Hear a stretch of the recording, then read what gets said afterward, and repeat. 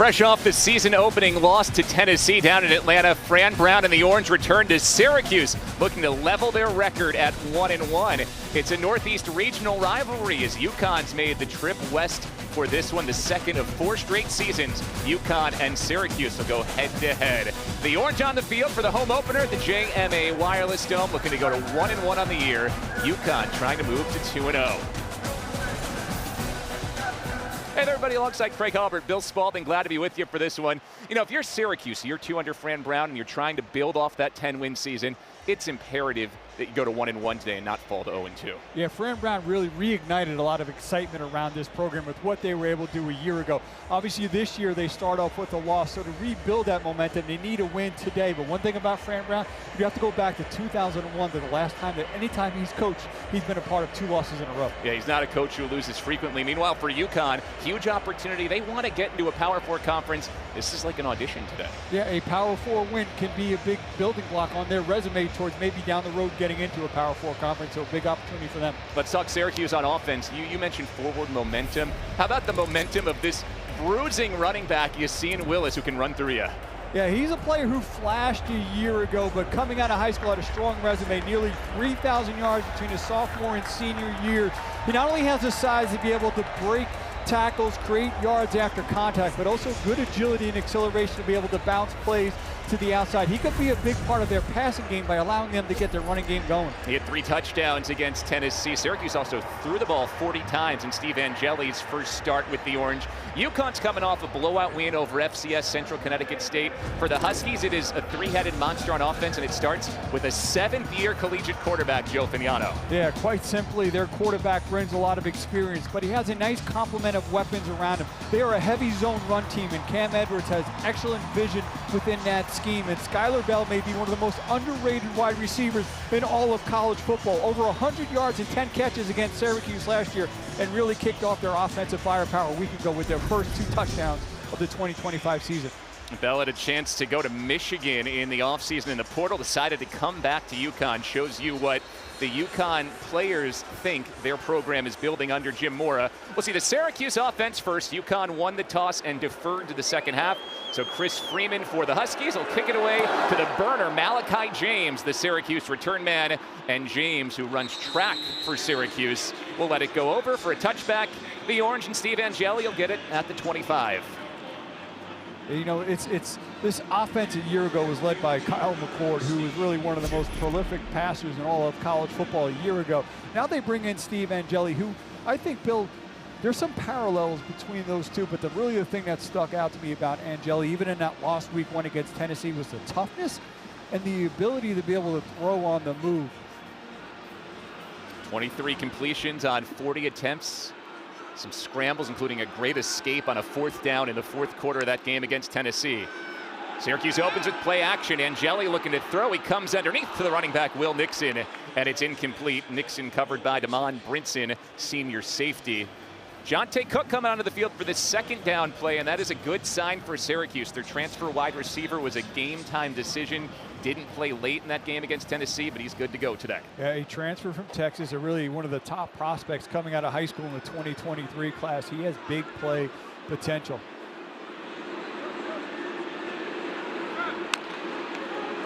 Angeli to throw again. He comes underneath. Tight end Dan Villari is open for a 1st down and a gain of 17. 5 catches last week for Villari, slotting right into the role that was occupied by Aronde Godson last year.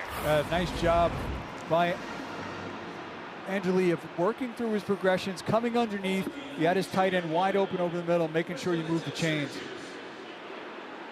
2 seasons ago, Syracuse saw Villari at quarterback, running back, tight end, and more. Last year, behind Godson in the tight end rotation. This year, a primary target. First run for Syracuse is blown up. Ben Smiley, the transfer from Virginia, gets in the backfield and sends Will Nixon down for a loss of 2. Yeah, Smiley is a player that UConn coaching staff is really excited about. He's able to quickly come looping around, breaks free. This is a UConn defensive line that's going to give up size to Syracuse, Bill, within the trenches, but they are very active. Very rarely do they ever just fire off the ball. See 3 transfers on that defensive line, and all of them have Power 4 conference pedigree: Virginia, Nebraska, and Arizona State.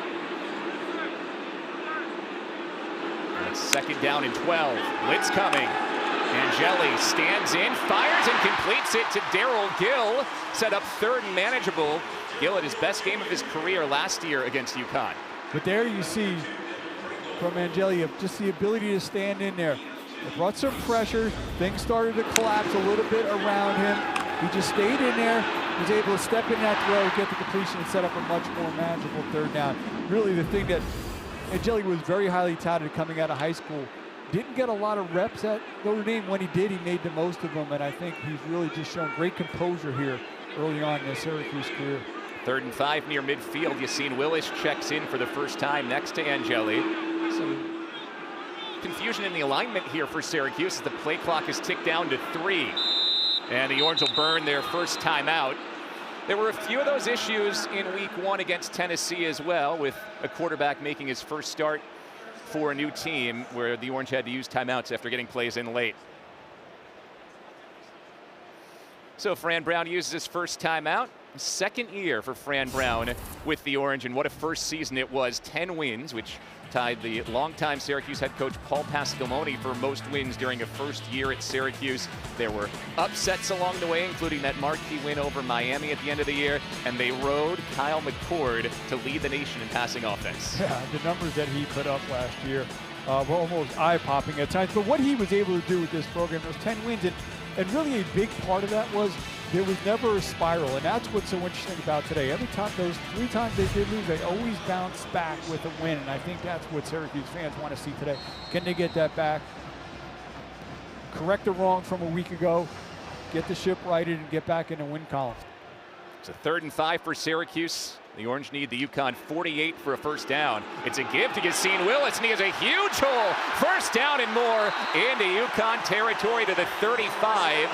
He gets 18 yards on 3rd and 5. Yeah, Demarius Washington, the big right tackle, really one of the more experienced guys coming back, does a great job. You see him on number 1, Smiley, driving him off the ball, gave a soft edge there for Yassine Willis to be able to get there. Willis took a hit late there, no flag. First down for Syracuse at the 35.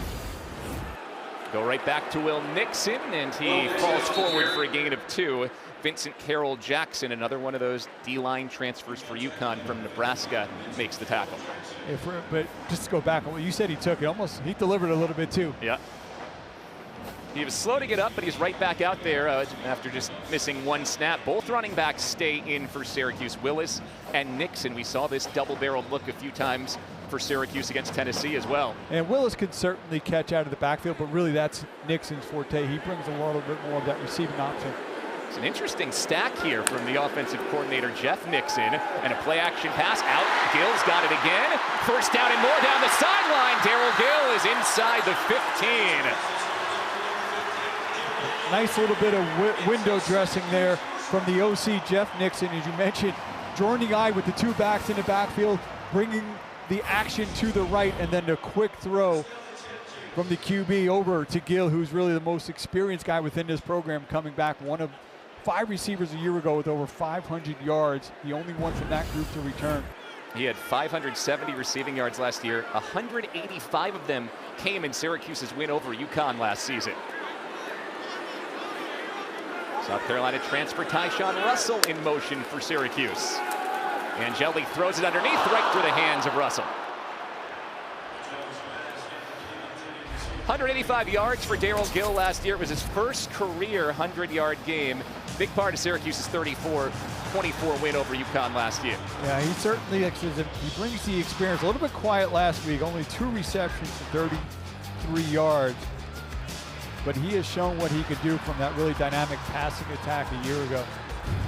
But that previous play, though, just seemed like lack of focus, almost a little bit of like laziness and just trying to bring that in. That should have been a completion, as kept what's really been a nice opening drive going. 2nd down. Willis gets his 2nd carry, tries to lower the shoulder, and he's completely stacked up by a swarm of Husky tacklers. Antonio Harris Jr. was in the middle of it, transferred from New Mexico and plays defensive end. Yeah, that UConn D-line, they're going to give up size, but they play with good leverage, very active, always a lot of slants, a lot of movement. One area where Syracuse wasn't as good as they'd like to be last year was scoring touchdowns in the red zone. In the red zone here, it's a 3rd and 9.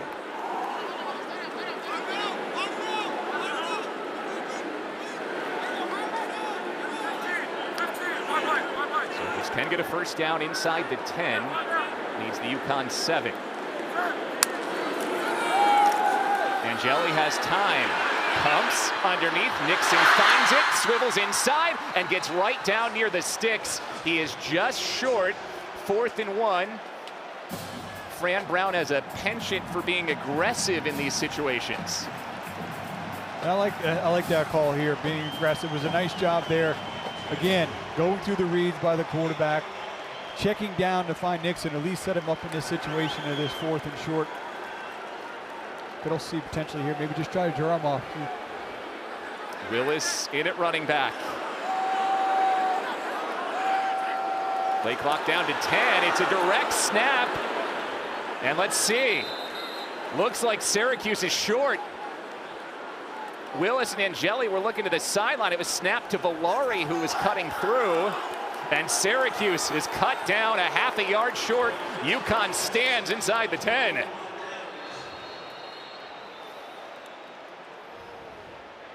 Now the UConn defense bent, but stood tall at the end there on 4th and 2. Not fooled by the trickeration from Villari. And UConn stops Syracuse inside the 10.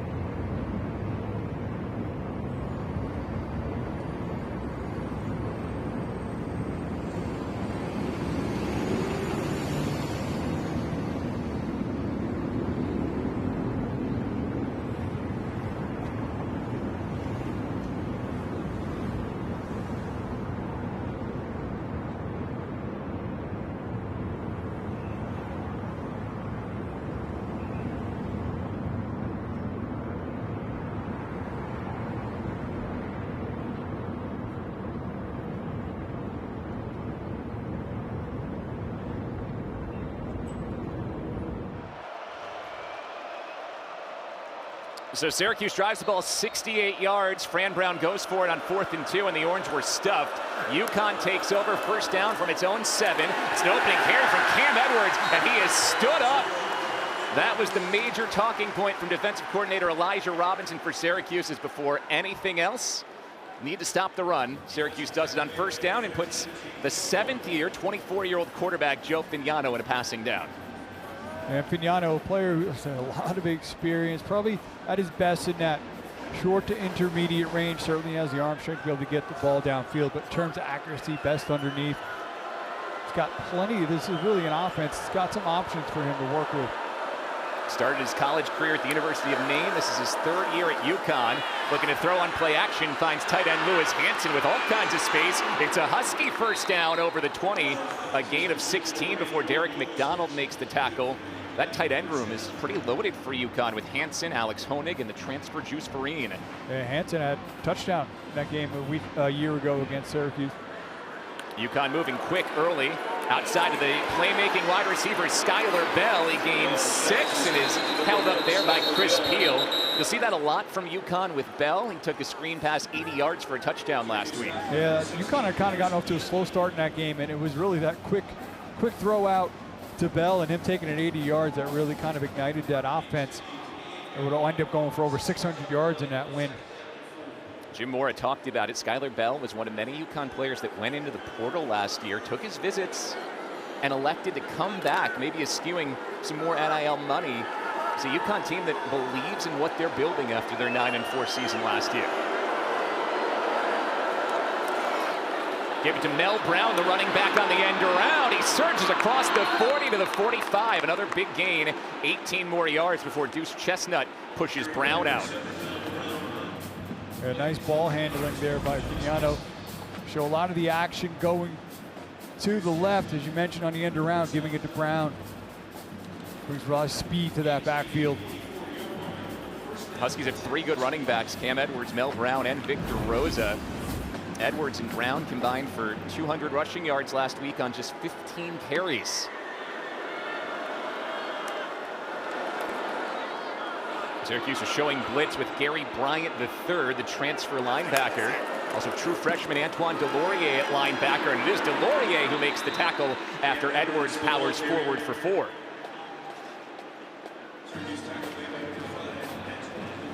Antoine Delorier is a specimen. True freshman out of Montreal, 6'1", 235. I mean, look at the veins popping out of the arm muscles there. Yeah, I mean, but 2 true freshmen within this defense with Delorier, and then number 1, Demetrius Samuel at corner. Yep.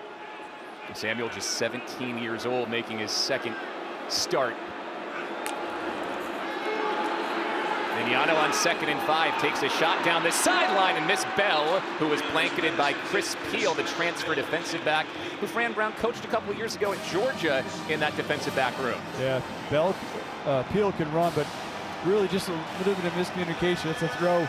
Bell's an excellent route runner. Came back for that back shoulder, but too much on it. And this is where Syracuse, can they get that pass rush going here in this 3rd down, 3rd and medium? UConn's got some options here. And can they get off the field? They struggled to get off the field on 3rd down against Tennessee last week.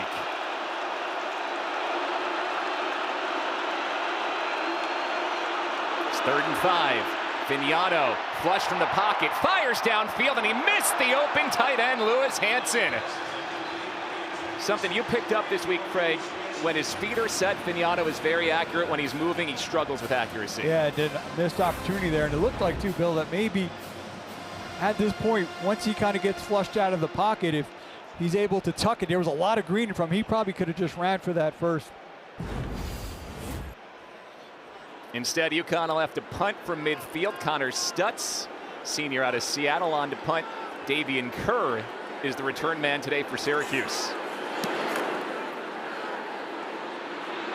Kerr signals for the fair catch and brings it in right on the 10-yard line. So the Orange defense gets a stop at midfield. Syracuse with its 2nd possession of the game coming up.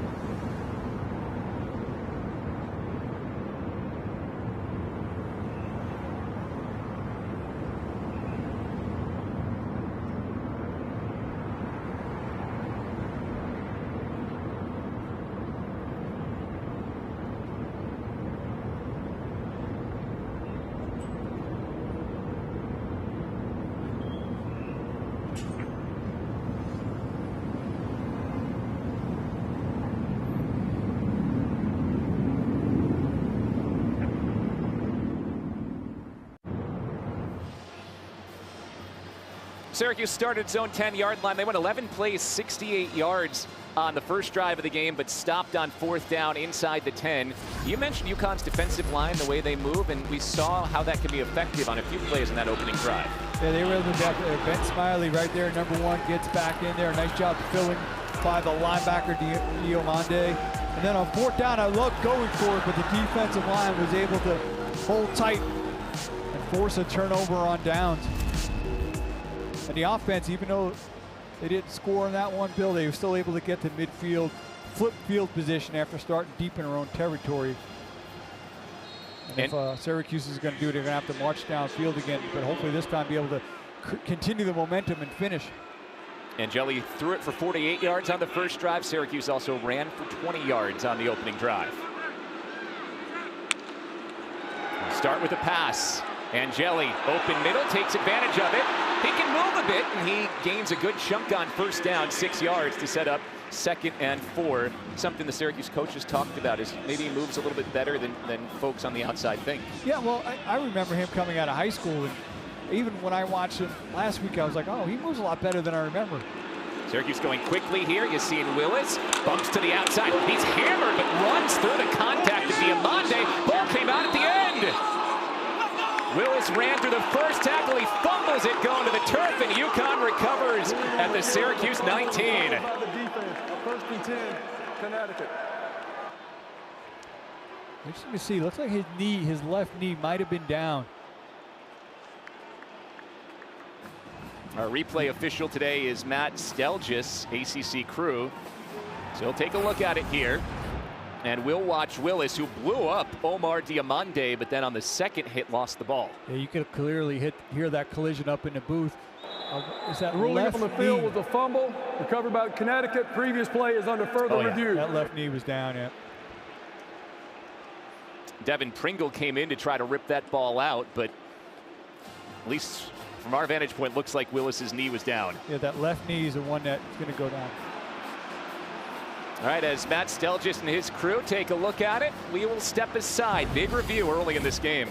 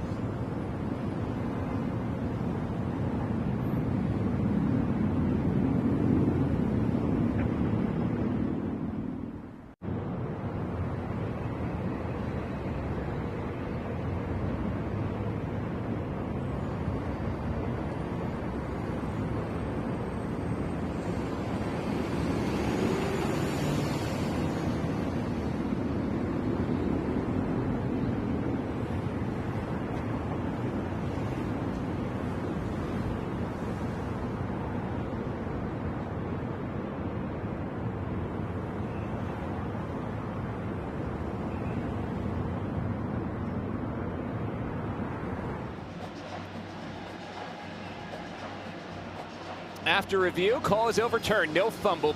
Pretty clear here. Willis's left knee is down before he fumbles it. Yeah, it get a little crowded in there, get lost, but left knee's going to go down. You're going to see right in there that he still has clean possession of the football, and after that knee is down is when you see it get ripped out. Right call there, and Syracuse escaped an opportunity there to. Big 3rd and 1 though, and the Orange going nowhere. Went for the quick run to Willis, and UConn gets into the backfield. It's Omar Diamande who had a big hit with Willis on the last play that submarines in and brings him down for 4th down.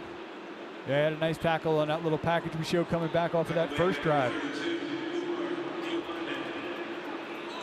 Second time here in a short situation that this UConn defensive front that is giving up size is still able to stay low, win.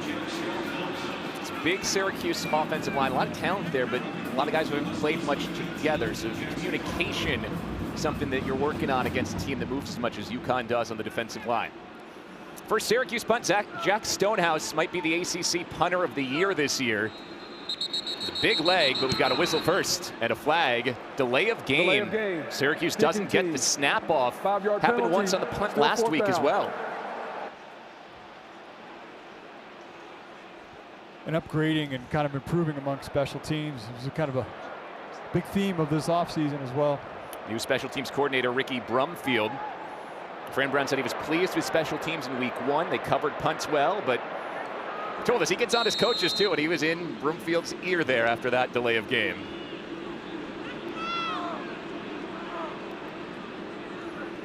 Stonehouse averaged 49 yards a punt on 5 punts last week. Jackson Harper is the UConn return man. It's a high kick.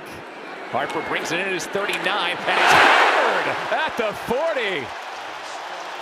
Jaden Hart, who's a 3rd string running back. Beg your pardon, that's the linebacker Moultrie Goddard, who shares 22 with Hart, who makes the big hit on Harper after a gain of 1. Yeah, nice job by number 22. You see him in his lane coming down. Just as the returner thought he was going to have a lane on the outside. You see number 22 right where he needs to be, squaring up with a nice hit.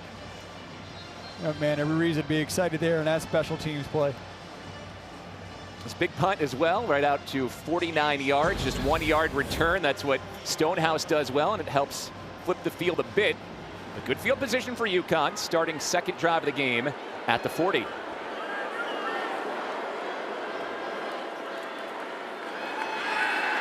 Vignano over the middle, completes it to Shamar Porter, who stepped back, gives up the 1st down yardage, but still gains 8 to set up 2nd and 2 for Jim Mora's UConn Huskies. We talked to Jim Mora this week, and Craig, he said, you know, there's been progress, still miles from where they want to be. A big part of that is trying to get into a Power 4 conference, but that 9-4 record last year was UConn's first winning season since 2010. Yeah, what he's been able to build and maintain, as you mentioned, some of the players that have come back this year has been impressive. Pitch it to Mel Brown, and he's hit hard at the line, stopped short to set up 3rd and 1. Anwar Sparrow, redshirt senior reserve linebacker, makes the hit. We'll see a ton of players for Syracuse on both offense and defense. Fran Brown flat out told us, the more guys you play, the happier guys are. He wants to get as many guys in the game as he can. And as the season wears on, injury is always an issue. You get guys experience. You also keep players fresh. 3rd and 1 at midfield.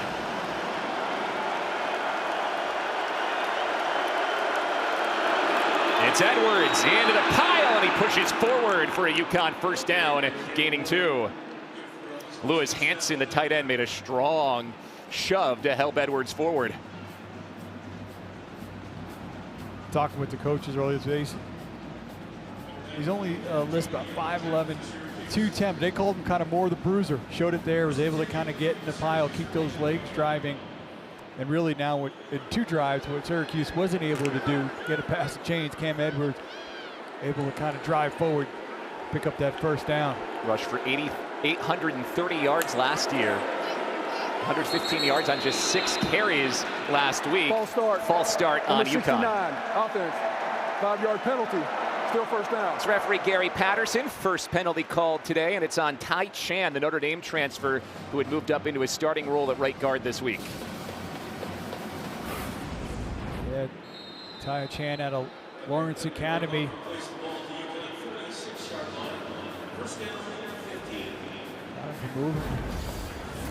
UConn lost 2 offensive linemen to the NFL after last season, so an area where there's a lot of guys who've played, but playing in some different spots this year.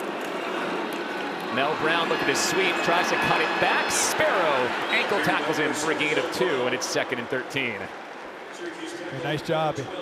Talked about the emphasis on stopping the run. The left side of that Orange defensive line doing a nice job setting the edge, stringing it out, forcing Brown to have to cut back right into traffic, stopping a minimal gain. How many times in our meeting yesterday did Elijah Robinson said, well, first we have to stop the run? I think I had to count at 5 or 6. Every time we asked him about Vignano or Skylar Bell, it was, we'll get to them, but first, got to stop the run. On 2nd and 13, this is Terrence Smith. He's a speedster, but the Orange were ready for him. Just a 1-yard gain, and it's 3rd and 12. And so far, Elijah Robinson will have to be pleased with how his defense is stopping the run. And this is a team that last week, 0 team sacks. A lot of the sacks from a year ago. Devin Grant is actually their leading returner amongst the player with sacks, and he's out today. But this is where they wanted to be. Because they stopped the run, they now put the offense in an obvious passing situation. Give this defensive line a chance to pin their ears back a little bit. It's 3rd and 11. First home game of the year at the JMA Wireless Dome, and the crowd coming to life. It's a screen pass to Edwards. Sparrow runs through the block. Edwards chugging toward the line. He moves the legs, and he gets the first down. An 11-yard gain as Edwards cut back and found the seam. Those are the backbreakers for defense. Yeah, they only bring 3, right? And they set up the screen. They do a nice job recognizing, but you see the body, 63, 69, 73 out there. Quick to the outside, Raymello Murphy, a transfer, gets forward to the 30, gaining another big chunk. 2nd and 1 upcoming after the Arizona transfer. Murphy takes that out flat. We go with some tempo here.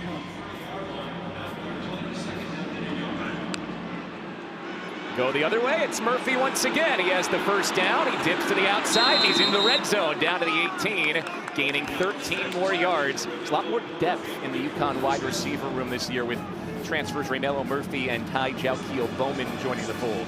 Yeah, I mean, you referenced the tight ends a little bit earlier. This is an offense that certainly has plenty of options at its disposal. First trip to the red zone for UConn.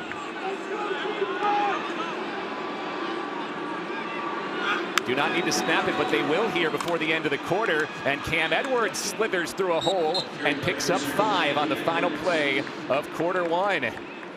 Well, Syracuse marched deep into the red zone and got to the 7 early before they were stopped. Now it's UConn marching here at the end of the quarter. Syracuse and UConn scoreless after 1 in this battle of old Big East rivals here on a Saturday in Syracuse.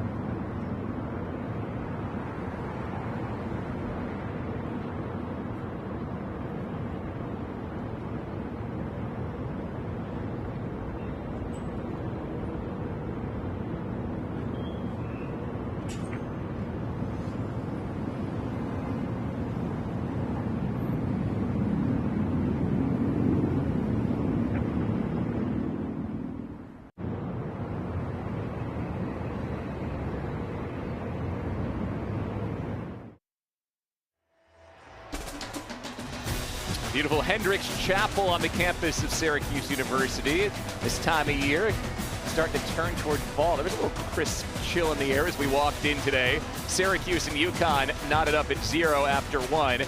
Both teams have had one big drive. Syracuse, a big drive down to the UConn 7, turned it over on downs. UConn in the midst of a big drive here, inside the red zone and threatening as we start the second quarter. You see the numbers from Pignano, but really Cam Edwards, the running back 0, has been impressive. Skylar Bell goes in motion instead. It's a double pass, wide open to the end zone. Honig scores. Touchdown UConn. Alex Honig on the trick play. The wide receiver, John Nider, throws his first career touchdown pass and hits the tight end, Honig. What's interesting is Honig was on the receiving end of that, but he was actually a quarterback coming out of high school out of Europe. You would think that he would be the one on double pass, but well executed. You see number 81 out there, Lewis Hansen the block, and Honig able to break free all alone. Well executed play there by UConn. So UConn scores first, Freeman on for the point after, and it's 7-0 Huskies. Now you mentioned Honig was the quarterback for a team called the Schwabisch Unicorns in Germany on his way over here. Went to TCU as a quarterback, now a great tight end. He's on the receiving end of this play, and Bell was the distraction there. Yeah, and Honig was the tight end with his hand down. He's worked right over the middle. Nice job. You saw Hansen, he draws up 2 defenders. And Honig does a nice job of just slipping out. Really well executed play between drawing their attention with Bell.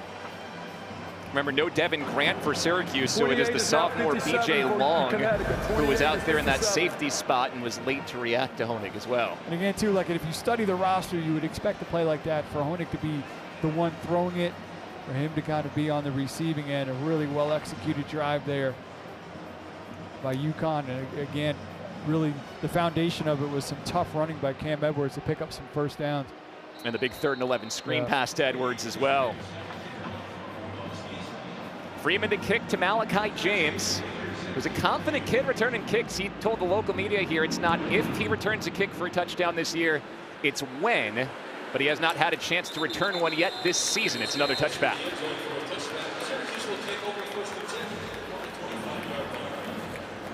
So 2 drives for Syracuse. First one moved the ball well, stall in the red zone. There was a drop that was a big part of that. Didn't move the ball much on the second drive. What would you like to see from Jeff Nixon, the offensive coordinator, on this 3rd drive? Yeah, I mean, it's a slow start, but it's still early in this game. I think we've talked about it too. I think throwing the balls in their DNA, but I think still early on, and for the rest of the year, they got to go out there, be able to establish this run game, get more consistency on the ground. They're going to start with Nixon in the backfield on this first play. It's a give on the RPO, and Nixon surges up the middle for a good gain of 6. 2nd and 4 upcoming. Safety Lee Millette in on the tackle. And we talked about a little bit earlier, Bill, this O-line's got a lot of turnover from a year ago. But talking with head coach Fran Brown, he seemed really excited with the way that unit was coming together. I think you got to let them build some confidence, kind of establish themselves, be able to fire off the football and create some running lanes.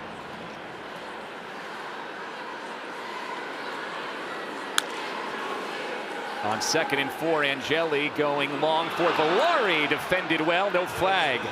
Tyrese Mills, redshirt senior safety, draped on Valari to set up 3rd and 4. Yeah, it was good coverage there by Mills. He had that 2nd down opportunity, but again, almost you get that nice 1st down run. You kind of want to say, you know what, keep pushing your chips in that direction, do it again. Now setting up a 3rd down. But obviously a much more it's a manageable 3rd down. It's an area where they often look to Jonte Cook in the slot, number 2. He's in the bottom of your screen and in motion now.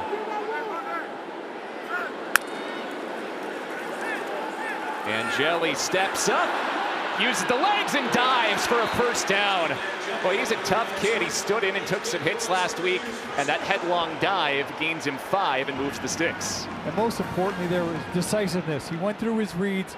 There wasn't anything there. He quickly tucked it, ran, got the 1st down. Syracuse going to some tempo. Angeli set to throw, comes underneath. Nixon finds it, is popped and falls forward after a gain of 8. Chadwick hit him, 8-yard gain for the running back, who's the son of the Orange offensive coordinator, Jeff Nixon. See Angeli again, there was push in the pocket. Quickly looked down to his outlet there, Nixon got it out of his hands. They'll run it with Willis. Little hesitation, he powers ahead over midfield. You've seen Willis, a little stutter step, opened up the whole 8-yard gain before Tyrese Mills' tackle, and the Orange are in plus territory. Yeah, you see his body type, you think it's all power, but good patience there from the sophomore running back to let that develop.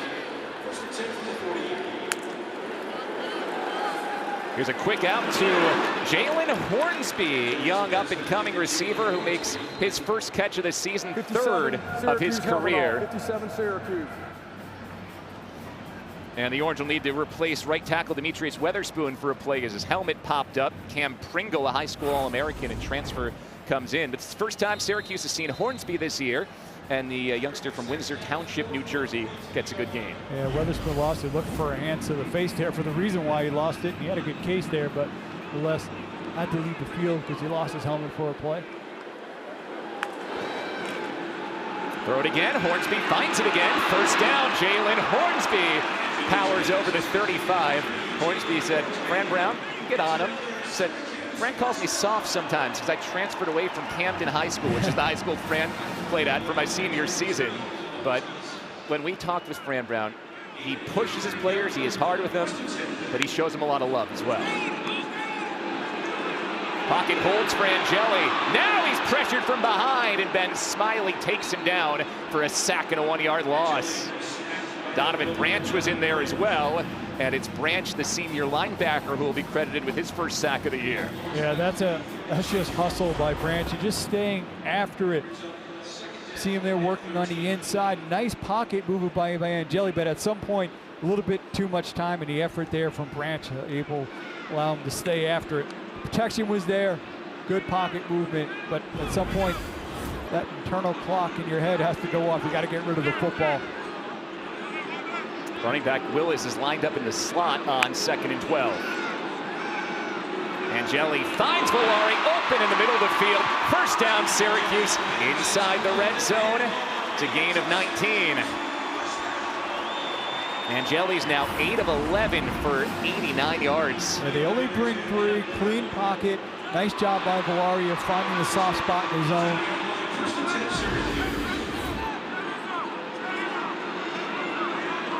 Second time in the red zone for Syracuse. They turned it over on downs in their first trip. Out to Valari in the flat. Lowers the shoulder on Cam Chadwick. Brian Parham, the linebacker, helps get him down after a 5-yard gain.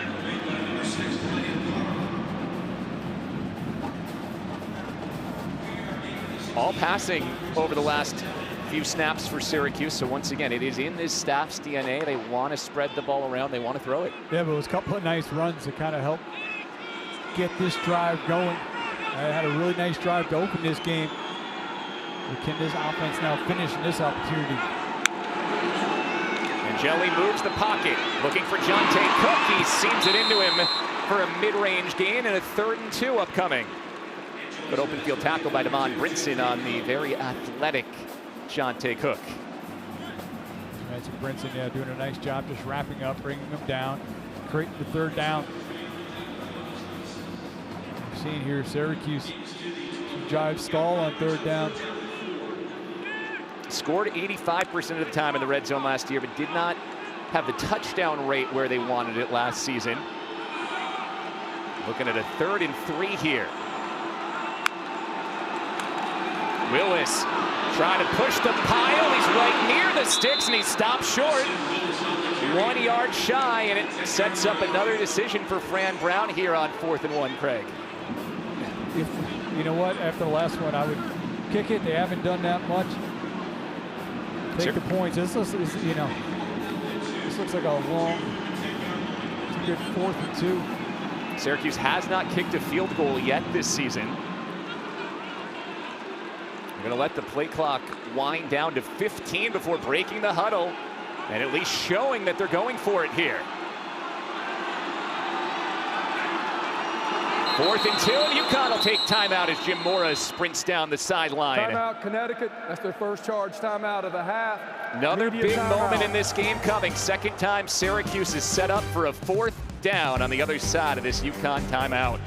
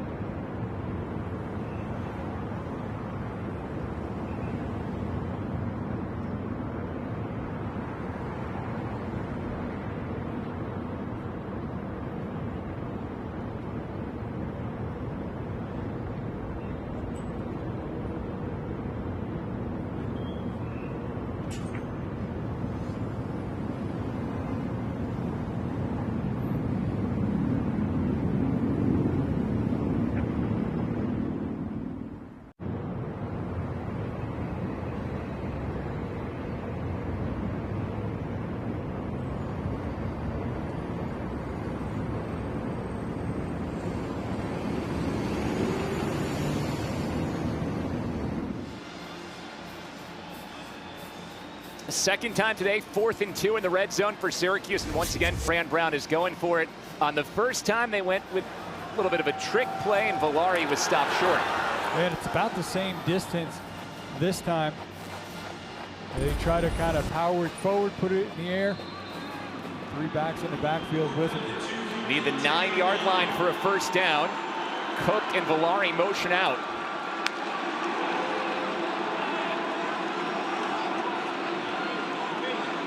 See here, maybe try to gift one. That's the way they're kind of acting. Unless they're going to wait to the last second to snap this. Nixon in motion. They do snap it. Hit! Fumble! Ball out! It's still loose! Rolling on the turf. Doesn't matter who's on top of it because it's going to UConn either way. All the way back at the 39. Tyrese Mills hammered Steve Angeli on the blitz. Fumble recovery by UConn. Ball carrier short of the line to gain. First down, Connecticut. Officially, UConn recovers, but even if Syracuse had recovered, the Husky ball there as Mills was unblocked. Yeah, I mean, just right off the edge. Got it. Right on the shoulder. Then that ball, it felt like Bill was on the ground untouched forever before anybody realized it. And then you're going to watch it come right underneath just as he was going back. That ball stood there for a while, then got kicked downfield, and really that went about as poorly as it can go between your quarterback taking a hit, not picking up the first down, and then the extra field position they got by the ball getting kind of knocked downfield. Angeli did eventually make his way off the field, but he took a shot there from Mills. So the story of this game right now, UConn converts on its one trip to the red zone. Syracuse has failed twice in the red zone on 4th down. Play action, ball is tipped and incomplete. Hand on it on the line, and it went over Shamar Porter's head. And Syracuse, we'll see how the defense responds on the turnover there. But, you know, it almost, again, it almost feels like take those 3. It's still really early in the game. Get your kicking game a little bit established here, but twice now able to kind of convert 4th downs and see see if UConn can capitalize. Joe Fignano calls his playmaking wide receiver Skylar Bell in motion. Give it to Cam Edwards. Takes a bump at the line and keeps on churning the legs for 3. It's a big third down upcoming for the Syracuse defense. 3rd and 7, needing to get off the field. Yeah, last time they had kind of faced third down and long. They only brought 3. UConn very well executed a screen play to Edwards, who's actually going off the field now for that first down. Edwards favoring the shoulder as he heads off the sideline. 3rd and 7 for UConn. Syracuse looking for a spark from its defense here after failing to score in the red zone. The wide receiver Bell in the backfield with Fignano. Fignano flushed, hit, and down he goes! Kevin Jobity records Syracuse's first sack of the season, and that is the 3-and-out the Orange needed to respond. Yeah, exactly. You mentioned that's what the defense needed to do, respond over that turnover, and then also do it by getting pressure. Great job there by Jobity of fighting through it. See him working up top, gets the corner. Don't get a clean block on him. He's able to close in. Fignano's got a lot of experience, not overly mobile, and then Jobity able to track him down. Second punt of the game. This is a line drive and returnable for Davion Curry. Gets it to 28, and there's no room. Syracuse gets a 3-and-out, and now we'll see if the Orange can finish a drive when we come back.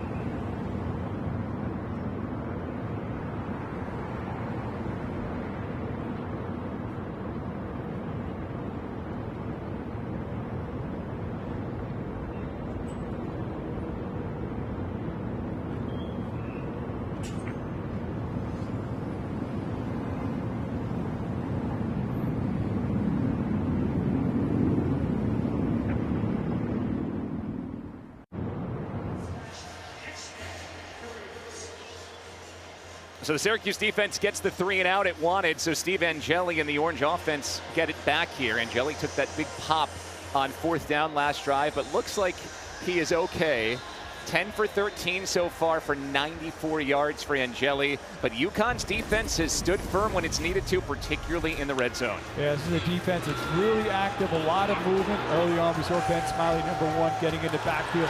That was a 4th down where the defense stepped up, and then the nice double throw here to the tight end, Honig. And then on that last drive, get a sack there, and then on 4th and down, Tyrese Mills with a big hit. UConn would get the ball back, and the Syracuse defense on that play would wind up responding, but get the ball back to their offense with a chance here. Try to get this offense going and finish the drive. Maybe inject a little life into this building as well. First down run, Will Nixon, and he dives ahead, gaining 4. You and I were just talking about this during the break, Craig. Obviously, passing is in this Syracuse DNA. They led the nation in passing yards last year, but felt like they had some good momentum early last drive running the football before they went away from it a bit. Yeah, there's the old philosophy, if it's not broke, don't fix it. They've had some nice first down runs. It almost feels like, let's go again on second down. Then they put the ball in the air. Sometimes they'd have success. Sometimes it leads to an incompletion. We've talked about St. Louis, Will Nixon. They've got a nice stable of backs. They've been happy with the O-line. Let them fire off, create some running lanes. And we've got movement from Syracuse here. That play seemed out of whack after Ross Simmons started in motion and then had to stop. Ball start, number 73, offense, 5-yard penalty, still second down. Joshua Miller is tagged. He's the backup center, but playing guard at the moment on that last play.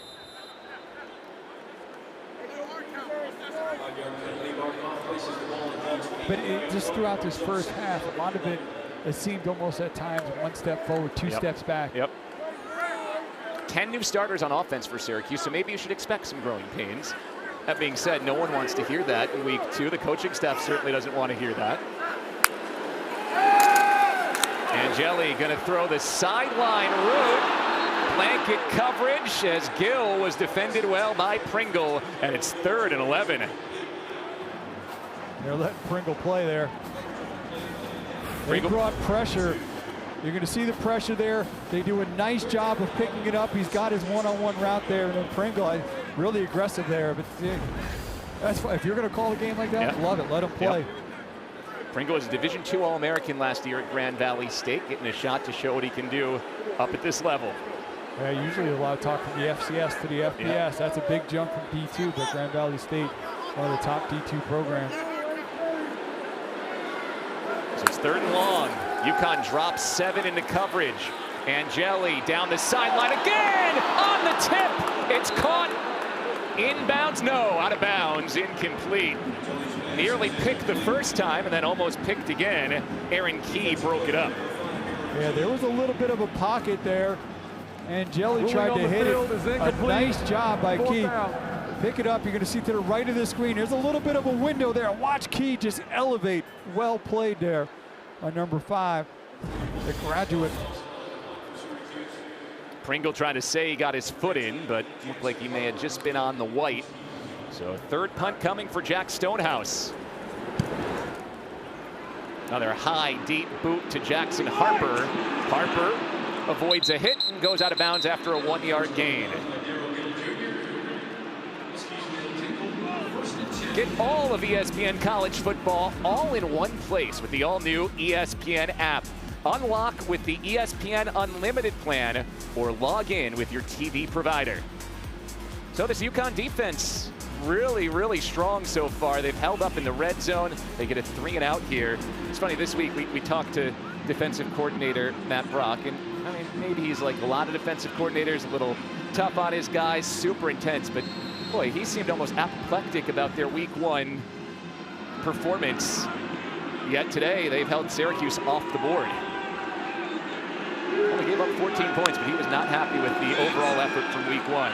First carry for Victor Rosa, and the freshman Delorier comes in to make the tackle. I think now, though, Bill, on this drive, it's important for the offense to pay off the way the defense is playing. While you've got Syracuse a little bit out of sorts offensively, I think you got to put more points on the board here. Start to put Syracuse a little bit on their heels. I think it's important for this offense to move down the field and at least get 3 on this drive. I know it's still early, still a lot of football to play, but at some point you got to pay off the way your defense has been playing. Rosa, the redshirt junior from Bristol, Connecticut, stays in the game at running back on 2nd and 9. Play action, Viniano's got time. He lets it go, and he missed a wide open Lewis Hansen. Threw it behind him. There was a big gain out there if he put that on the numbers. Yeah, I mean, that's really nice job initially on selling that handoff. Good protection. That's where it is with Viniano. He can make some really nice throws. Here's another one. The second time in this game there's a throw he should have made. Makes the right read, goes underneath, just leaves it behind his tight end. So it's another 3rd and long, 3rd and 9 for the Huskies. Viniano was sacked on the last 3rd down. Has to move the pocket, throws off his back foot. Bell along the sideline brings it in, spotted right near the sticks. This will be very close with Delane guarding Bell, and he is less than a yard short. 4th and 1. With the lead and the way your defense is playing, you'd imagine Moore will punt here, right? Well, I listen, at this point, you're going to see Smiley doing a nice job working back to the chains, getting a lot of contested there. You see the strong arm. I would have at least see if I could have gifted one. Not for Syracuse to jump off sides. So Bell kept a yard from the sticks under cover from Greg Delane, and now it's the 3rd time we'll see Connor Stutz punt it away to Davian Kerr. That's a high snap for the 2nd straight time, and down goes Connor Stutz. 2nd week in a row that UConn has bungled a long snap, and it sets up Syracuse inside the red zone. And overall, they have been happy with their special teams play. Their game started out last week with a poor snap. This one was a chance. See, the punter is gonna be off. Heidi was right. He does a nice job, but by the time he's able to recollect it, you see the blue jerseys around him. And now special teams. Sometimes in a game, your offense is struggling, your defense is struggling. Now special teams is giving this offense a great opportunity here in the red zone. That's Zach Christenat, the long snapper, for the 2nd week with some trouble. And it was honestly a heck of a play by Connor Stutz to even get a hand on it and keep it from rolling into the end zone. Does Syracuse capitalize here? 1st down from the UConn 19. Well, pop pass to Tyshawn Russell, trying to turn the corner, and he is well covered the whole way side to side. No gain. Omar Diamande, the linebacker, and Donovan Branch both stuck with him. Russell had to cut that up. Yep. He had a blocker in front of him, and he kept bouncing it. You're going to see Willis is going to be leading him. He's got to put that right foot in the ground and get right up behind where Willis is, right off his butt. They had it, well designed. Russell wound up bouncing it, missed opportunity there. Russell had a good week last week, but a tough start for him today. A drop in the red zone early in the game. And now no gain there.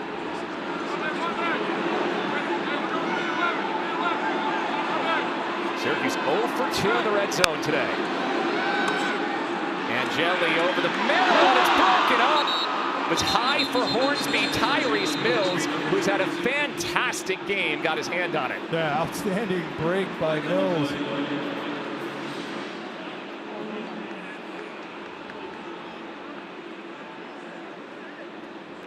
There is a flag down, and it looks like it's likely on Syracuse because referee Gary Patterson's checking with Jim Moore. Offense, that penalty's declined. 3rd down. UConn declines the 5-yard penalty to set up 3rd and 10 here.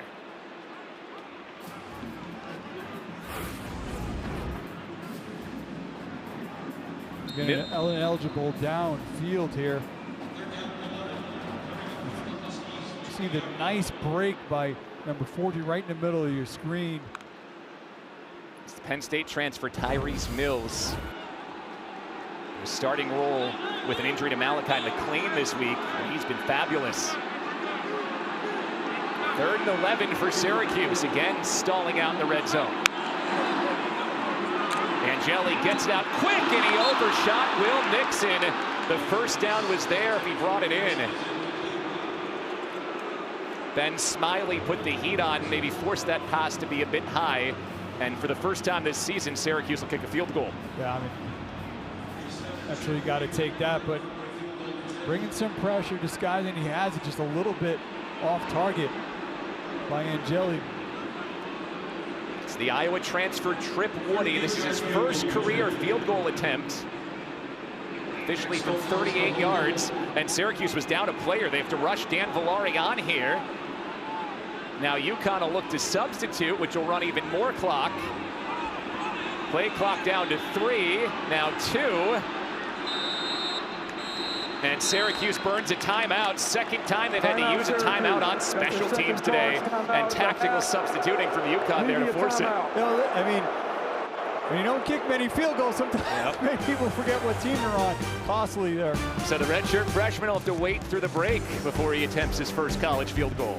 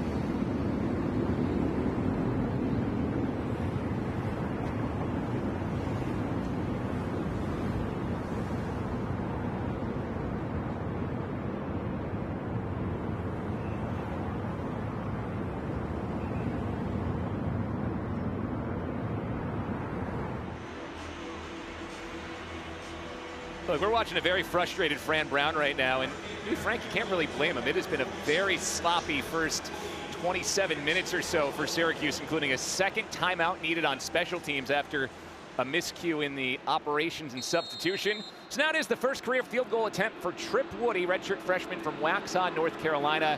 This is from 38 yards. And Woody splits the uprights. Kicking was a big issue for Syracuse last year. They brought Woody in from Iowa, wins the job, and gets the orange on the board. Now 7-3, but that's a win for the UConn defense after the turnover.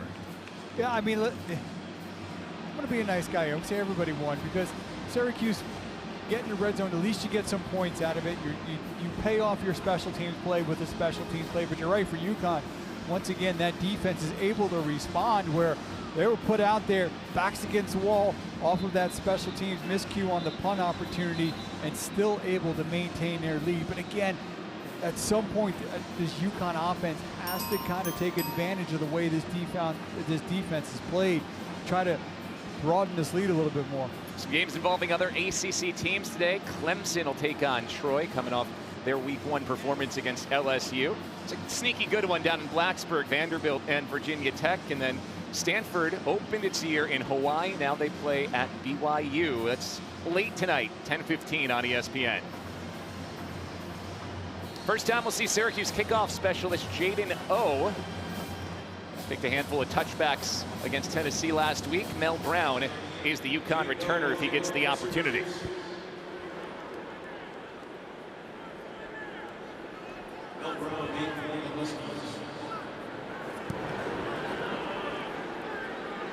This is possibly returnable. Brown will take it from one step inside his end zone. He breaks a tackle, gets out across the 20 to the 22. 23-yard return for Mel Brown. And now the 3.5-minute drill for UConn, who also gets the ball to start half 2. Yeah, it looks like Cam Edwards is in that huddle. We saw him kind of go off, holding his shoulder. He's a big part of this offense, some tough running. Good to see him back out there. And for UConn, you'd love to use up the clock here, get some points, chance to double up here and open this game up a bit. Syracuse's defense has forced 2 straight 3-and-outs. They're hoping to win the ball back for the Orange here.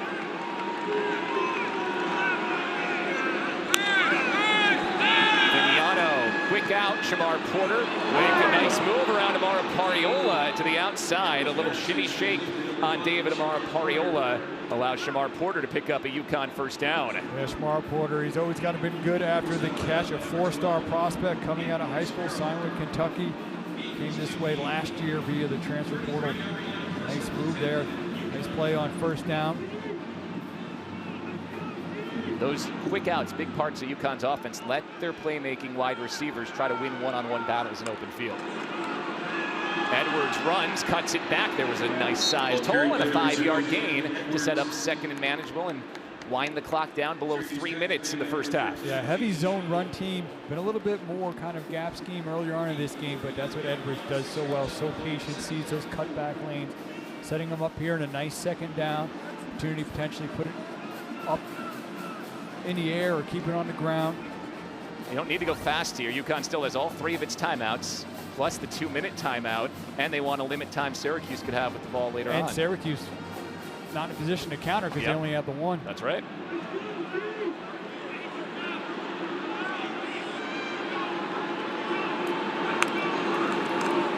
Give it to Edwards again. Deuce Chestnut wraps him up, but Edwards absorbs the contact and spins ahead for a first down. This could take it to the 2-minute timeout here for UConn, inching toward midfield. Yeah, such good vision, great feet there by Edwards. So Cam Edwards sets up UConn near midfield with a first down at the 2-minute timeout. UConn trying to score going into the half and open this game up a bit.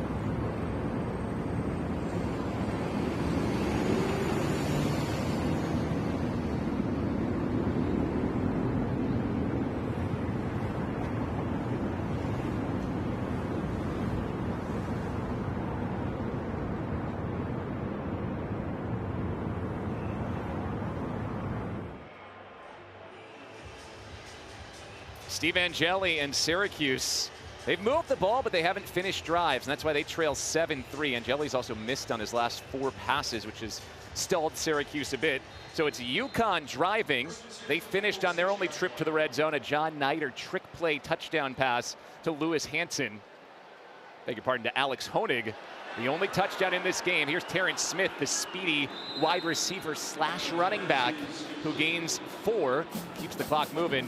You know, Jim Mora and the offensive coordinator, Gordon Samus, both told us, we got to get this kid the ball because he's got a ton of speed. Yeah, he had a really nice run in week 1 that was called back due to a penalty, but he's kind of he's their slash-type player. Put him into the backfield, split him out wide. On 2nd and 5, inside the final 2 minutes of the first half. It's a good quick tackle by Chris Peel. 4-yard gain to Shamar Porter. It's 3rd and 1, and the clock keeps on winding. 1 minute and 15 to go. UConn still has its timeouts, 2 of the 3 for the Huskies. On 3rd and 1, Mel Brown takes it around the edge, and a big hole. Mel Brown is gone. Touchdown UConn from 45 yards. Come on, Howie.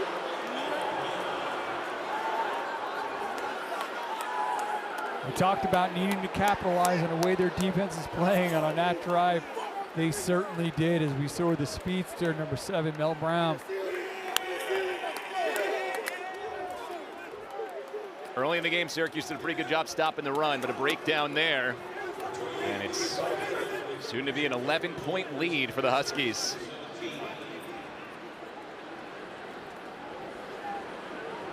Leave just 1 minute and 2 seconds on the clock for Syracuse. Freeman on for the point after.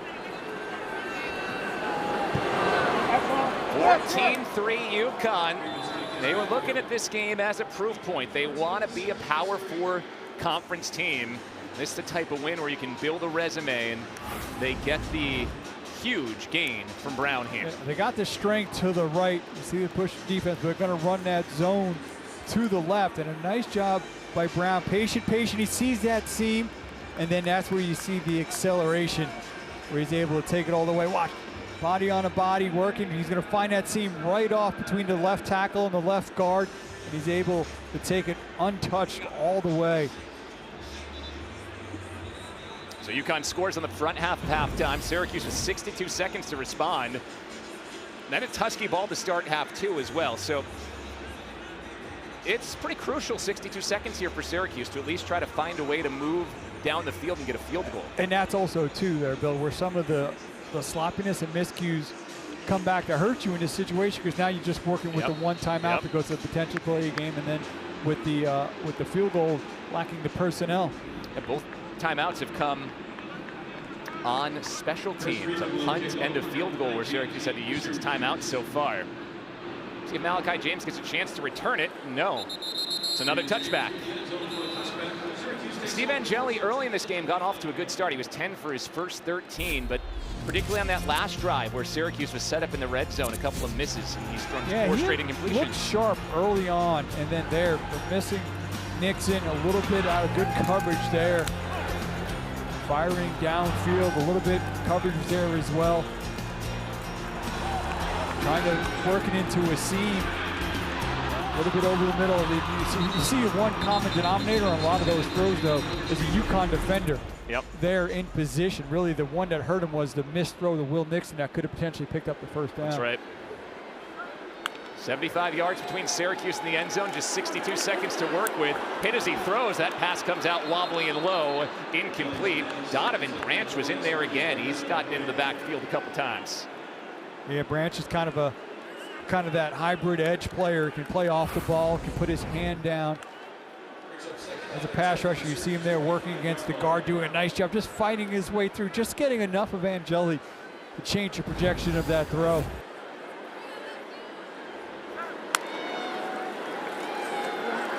Nixon couldn't stand up for the block. Ball's in the air and nearly picked. Tyquan King got a hand on it. Carroll Jackson obliterated his matchup on the offensive line and hit Angeli as he threw. Yeah, just straight power there. There's a flag down in the backfield.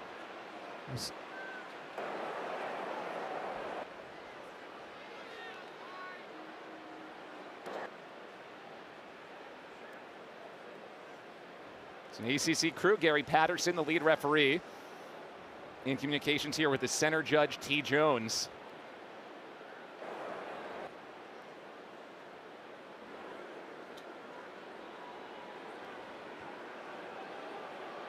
A lot of conversation here.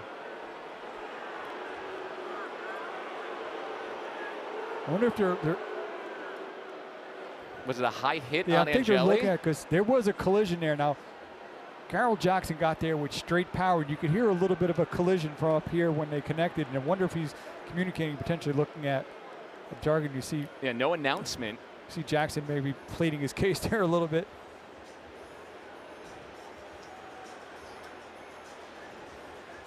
They are, whatever it is, they're talking it over pretty thoroughly. Matt Stelgis is the replay official. Again, Carol Jackson went right through the offensive line. It buzzed in prior to the snap on the previous play. Previous play is under further review for a forward pass or a fumble. So replay from the initial first down incompletion had buzzed in to see whether Angeli had fumbled when his arm was hit by Branch. So they're going back to that play. The last play never happened. It'll either be 2nd and 10 for Syracuse, or it'll be a Syracuse fumble on that first down play. Had to determine whether or not the snap had come before the buzz down. Yeah, that was part of the delay we had already there. moved on from that play, trying to solve that riddle. We're going to see here again, it's number 11, Branch, up top working against the guard. He's going to get his hand in there. It looks like, I mean, he had control of that arm. Not even really the arm, it's what you're looking at is the hand. You're going to watch the hand there of Angeli pushing through. He still got firm. I think that's an incomplete pass. He and that's still a has huge firm break control for Syracuse then, because it wipes out that last play. So it'll be 2nd and 10. It gives them more time as well. It's, you know, a review that UConn would have wanted if it was a fumble, but it's going to turn out to be pretty unfortunate for them unless they're seeing something that we're not. Yeah, you know, again, they always, the old verbiage used to be, is the arm coming forward. It's the hand, but to me, Bill, looks like he still had firm control of that football when the contact was made, and really by Branch being able to get his hands on it, he just kind of was able to take away the power from it. That's why it sputtered out. I think if that ball had been picked on 2nd and 10, it nearly After was further there. review, the ruling on the field is upheld, incomplete pass. So the ruling The upheld. next play never occurred. That is spot on from Gary Patterson. We saw nothing. Okay. What play? What play? But in all seriousness, that was very nearly a UConn interception wiped off the board. Instead, 2nd and 10. Pressure, yeah. I don't remember. Have you ever? I'm trying to remember watching a lot of football, like a replay buzz that kind of came that delayed. That delayed, and led to about a minute of discussion just on whether or not it had come in time. Please reset the game clock to 58 seconds. It's all been a little sloppy today. UConn leading 14-3. But all in all, it kind of seems to get you down to 50. It seemed to kind of work in Syracuse's favor here. They can make it do so by creating some positive momentum. 5 straight incompletions for Steve Angeli. He's 10 for 18 here in this first half. Gets this one out quick and does hit a completion. Taquan King doing a nice job right there on the spot to make the tackle. Yeah, just a 6-yard gain as King brought down Dan Villari, so the clock keeps on winding. 3rd and short and only 45 seconds to go in the half. Syracuse absorbs the blitz, and this time Villari's open deep down the field across the 50 to the 47. You mentioned it right there. It was a nice job of absorbing that blitz, giving Villari the time to get open. Quick snap, 34 seconds to go before the half. Coming underneath, the Orange will take the incompletion as Yassine Willis couldn't bring it in. Get a chance to get a couple of plays in here with 28 seconds to go before the half. Yeah, the one-time Nebraska signee, Vincent Carroll Jackson, in the backfield again, getting good pressure, kind of forcing Angeli to almost have to kind of go airborne to even make that throw. Villari was the top target so far in this half, 6 catches for 66 yards. We talked to Fran Brown inside of about 53 yards. That's Trip Woody's territory. If the Orange need to kick something in the 55-plus range, they're likely looking at Jaden O here late. Angeli for Villari, right at the sticks. Villari goes forward and picks up the first down. He's having a heck of a first half, and the Orange are now inside of field goal range with 20 seconds to go before the end of half one. Clock down to 15, still just the one Syracuse timeout. Angeli takes the sideline shot for Daryl Gill. He's clobbered, and he brought it in. It's a catch, pulled in at the 11 as Gill absorbs the hit and gets a foot down. With the timeout, you still have the time to take a shot here in the end zone. Nice throw here by Angeli. Gill going up, got it down. Did. Beautiful execution there.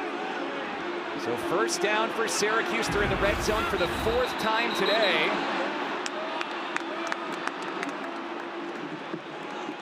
We'll see if the booth's going to take a look at this one. That's another great review break here for Syracuse on this drive.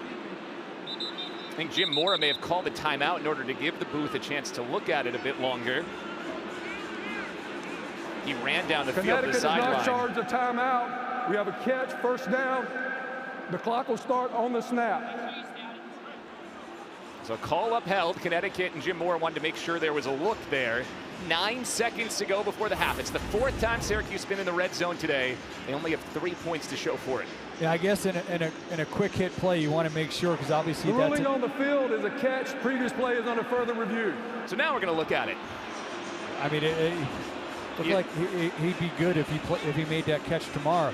And I think on these turf fields, the dead giveaway, watch the black fly up. See it? Yep. Yep. That left foot looks like he got down. Yep. Now, I get UConn wanting this to, because again, that was a big play, but now with the one timeout, you're also giving Syracuse a chance on the snap to get one play off, still have that timeout if you need to line up, kick a field goal. Yep. So now they get a little bit more time to kind of put together a game plan here on how they want to execute in this final 9 seconds and getting a shot at the end zone. Obviously, you're looking really only at the end zone here, right? Yeah. It's a heck of a catch by Gill. Yeah, it was great. I get where it seemed pretty clear. Obviously, you know. After further review, the ruling on the field of a catch is upheld. First down, Syracuse. Gill, 3 catches, 44 yards. Say this his best. And Syracuse has a 1st and 10 from the UConn 14. Because the booth ends up reviewing it, Connecticut will get that timeout back and has 2 to work with. But now again, the clock does not start till the snap, so Syracuse has a chance here to really kind of try to draw something up here in this 9 seconds, be able to take a shot at the end zone, still have that timeout to make sure that they come away with points. Keep an eye on the tight end Villari, who's split out to the left. Pressure coming, it's picked up. Angeli over the middle, and it's broken up. Probably should have been picked by Tyrese Mills, who jumped the route. Yeah, Taekwon King, number 10, was really back there pretty quickly to create that pressure there. And talked about Tyrese Mills, he has played an outstanding first. You see number 10 coming right down. Willis tries to get a piece of him. He's able to slow him a little bit, but making that throw over. And 5 seconds left. Syracuse going to keep the offense on the field, try to sneak in one more quick shot. It's a risk here for the Orange. It's going to have to be quick, and I'd imagine here too, even with that time, Bill, they're going to have to go to the short side over here. Yep. And now it looks like Fran Brown will use his final timeout. And with that behind you, imagine now you send the kicking team out. Yeah, I mean, you have to. I mean, because again, they had to burn timeouts earlier in this half, but that was, they say Father Time waits for no one there, and 5 seconds trying to execute that with one timeout, you would have had to do something really quick to that short side. And I think it's important that you've kept bringing this up because, you know, at the beginning you take a timeout on a punt, you don't think too much of it, but those 2 timeouts cost Syracuse maybe 20, 25 seconds more chances toward the field here to go to the end zone. You know, Fran Brown was a little bit heated this week. He told us he just hates losing, and obviously any coach at this level hates losing, but I think he hates it at a whole nother level. Said you put 168 hours a week of prep into a game like that, you feel like you almost lose a part of yourself. He's bounced back really well after losses here, but this first half has not been a clean bounce back at all for Syracuse. Yeah, he says, I hate losing, but I love getting better. But in this first half, it probably doesn't felt like they've gotten much better. Trip Woody was good from 38, his first career college field goal earlier. This one from 32 late in the half. Snaps a bit low, good hold from Stonehouse, and Woody delivers it right into those good hands. Back-to-back field goals for Trip Woody. That closes out the second quarter. Syracuse does manage some points here, but UConn will have the football when we come back. Syracuse at least able to cut it to a one-score game, but yeah, UConn defensively, offensively with an outstanding first half. Most importantly, being able to extend that lead a little bit with the run by Mel Brown. UConn 14-6 over Syracuse, looking for a big program building win as we head to halftime. When we come back, Kelsey Riggs, Cuff and company will be with halftime after these messages coming up on ACC Network Extra.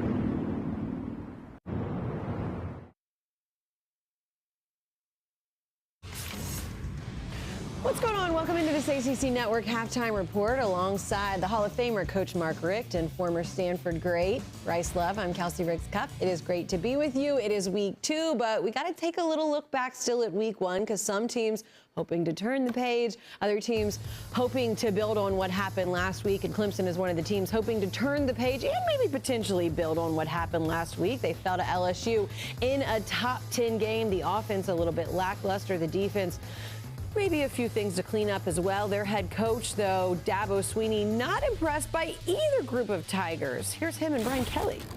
It's like getting the final exam day 1 of class. They made a 65, we made a 58. Neither one of us were great. I mean, I thought we dominated him in the second half. So he's either a really good grader for, giving himself a 58, or he's a really hard grader on us, or he didn't see the second half, which that might be the case. He might not have wanted to see the second half. It's not talking season anymore, but we're just going to talk about what happens. Awesome. It was good, right, Coach? You like that? I loved it. We're going to hand out some week 1 grades. Would you like to grade me and Bryce on last week? Did we pass or fail? Don't give us any bad numbers. Hey, coach us up. Fantastic. Okay. Unbelievable. Okay. He's best in the history of the world. I'm just going to stop there before you say something that I don't like. Let's give some grades out to the teams, and let's start, guys, with what we saw from that Clemson team. Coach, since you're all fired up about the grades, why don't you start with Cade Klubnik? What grade do you give him? I gave Cade a C&5. A C&5. I like a C&5. That's old school, C&5. I just got a bad grade right there. I just got a I got C-. He hit about 50% of his passes, missed some open people, no touchdowns, a pick. Not a banner day for sure. Right. Yeah, me and Coach, we aren't too far apart, actually. So I went with a D. So for me, there was a lot of hype going in. The expectation was Heisman potentially down the line, potential top draft pick for what we saw this past year. And he just never seemed comfortable to me. He never seemed like he had his right footing, or he was confident maybe in that be the game plan, whatever it may be. But ultimately, what we saw is not what we ultimately wanted to see. Coach, you mentioned it. His stats were kind of lackluster with those 230 yards, no touchdowns, and interception, and then they only scored 10 points. Fewest points they've scored in a home game there at Death Valley since like 2010. So Cade looking to build on some things, and as you mentioned, high expectations for him this year. Bryce, there are also high expectations for this Clemson defense this year. We came in talking about a lot of the guys up front. They allowed 230 yards in the air and over 100 on the ground. What grade do you give the defense? So defense, I will say I'm a little bit more generous for the defensive side of the ball. It's more so a projection than anything else. I went with the B. I think that when we look at it at the end of the year, this LSU team is going to have games where they're putting up way more than 17 points. I mean, they held them to 17. They had a lot of big stops ultimately. Our coach used to talk about 21, keep them under 21. Then it's going to be a dogfight from there. So they need to improve in terms of the run game as well, but ultimately not a terrible start to the beginning of the year. C+ for me, very close to that grade. I thought you hold anybody to 17, it's a pretty good day. But an LSU that has the chance to have the firepower you mentioned, I thought it was pretty darn good. Now they couldn't get the stop in the end when they needed it, but got to score some points too. They did have those 2 fumble recoveries, so a couple of good things for their defense as they look on to week 2 and ahead. A team that probably would love to just stay right here in week 1 is Florida State, because, man, that was a fun one. You come out and you show number 8 Alabama what's up at home. Coach, what grade did the Seminoles get? I gave them an A. I almost gave them an A+, but, gosh, there's nothing to look forward to if you get an A+. But I thought they won the line of scrimmage. It was a total team victory. They overcame last year's 2-10 season. I mean, there's so many things. And they beat Bama. Nobody beats Bama. Nobody puts that kind of holds them to, what they hold Bama to, like 80-some yards rushing, something crazy. 87, yep. It just hasn't been done in a long time. So just very impressed with the whole, from the head coach down. Yeah, I went A+. So I went the highest that I could possibly give. I mean, you go from being 2-10 the year prior, and then first game of the year, you're beating Alabama. Obviously, the mystique may not be the same as what it was back, in our day, if anything else.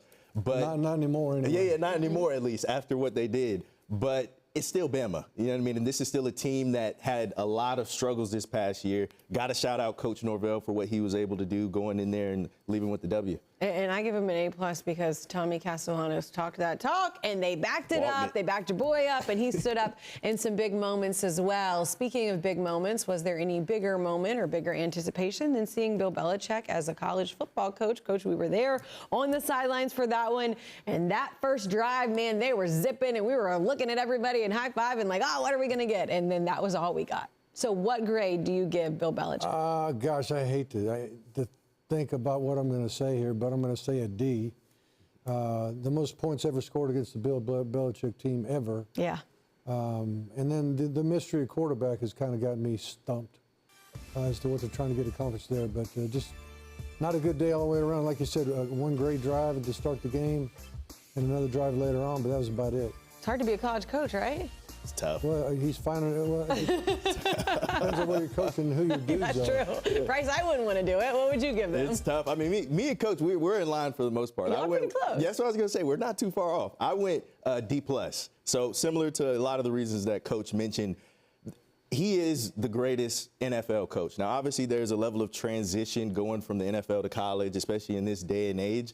But at the same time, you have those narratives around Bill Belichick. Look at what he was able to do with the rookie quarterbacks at the next level. And you see what Matt Patricia did as well at Ohio State in terms of confusing that offensive side of the ball. So wanted to see something similar. That didn't pan out, but there's always week 2.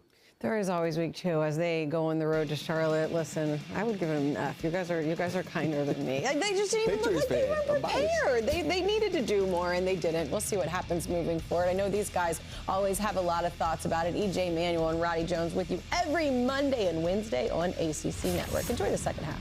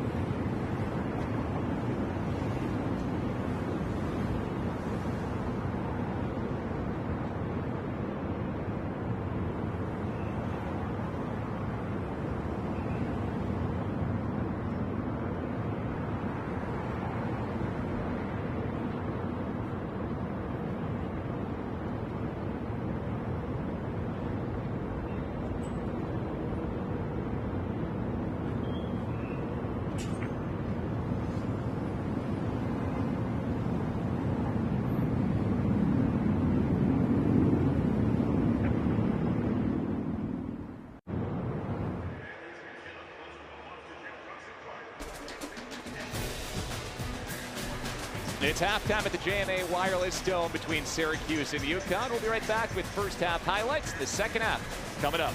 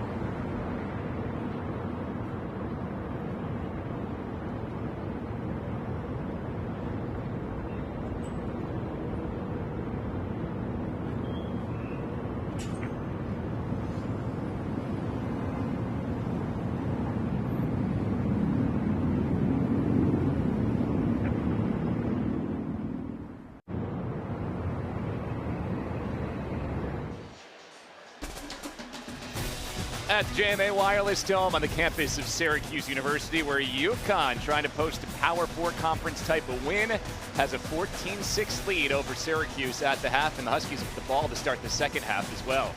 Hi again, everybody, with Craig Halbert, Bill Spalding, glad to be with you. You know, Syracuse is pretty sloppy, but you got to credit some of that sloppiness to UConn's defense. They've been pretty ferocious today. Yeah, I mean, they've been outstanding with getting pressure, doing a nice job of tackling in space. But what's interesting is Syracuse's the game started off with a great drive that stalled on a 4th and 2, and Syracuse 3 of 8 in third downs, 0 and 2 on 4th down. They haven't been able to finish drives. Yeah, let's look at some of those defensive plays from UConn. You mentioned 2 drives stalling inside the red zone for Syracuse on 4th down. And they've been in Angeli's face a lot today as well. Yeah, it's been a nice job just defensively there. That was a 4th down play that they were able to get the pressure here, trying to squeeze one in right before the half. Tyrese Mills, who had an outstanding first half with the breakup here. This would be their first score, the double pass, hitting their tight end, Honig, and then this was the big run by Mel Brown. After the UConn defense had really been stepping up with stop after stop after stop, the Huskies offense finally paid him back with that nice run by Brown. Meanwhile, for Syracuse, best spot on offense so far has been the tight end Dan Villari. 7 catches over 70 yards in the first half. Yeah, he has been their most consistent target, played a big role in what Syracuse was able to do there down the stretch to put that field goal on and help to kind of cut that lead to a 1-score game right before the half. 2 for 4 in the red zone for Syracuse and just 2 field goals. They were stopped on 4th down twice in the red zone. Settled for field goals the other 2 times. The Huskies start the second half with the ball. Mel Brown, who already has a touchdown today, going nowhere on the return. The flag comes in late, which will likely back UConn up with some tough field position to start half 2.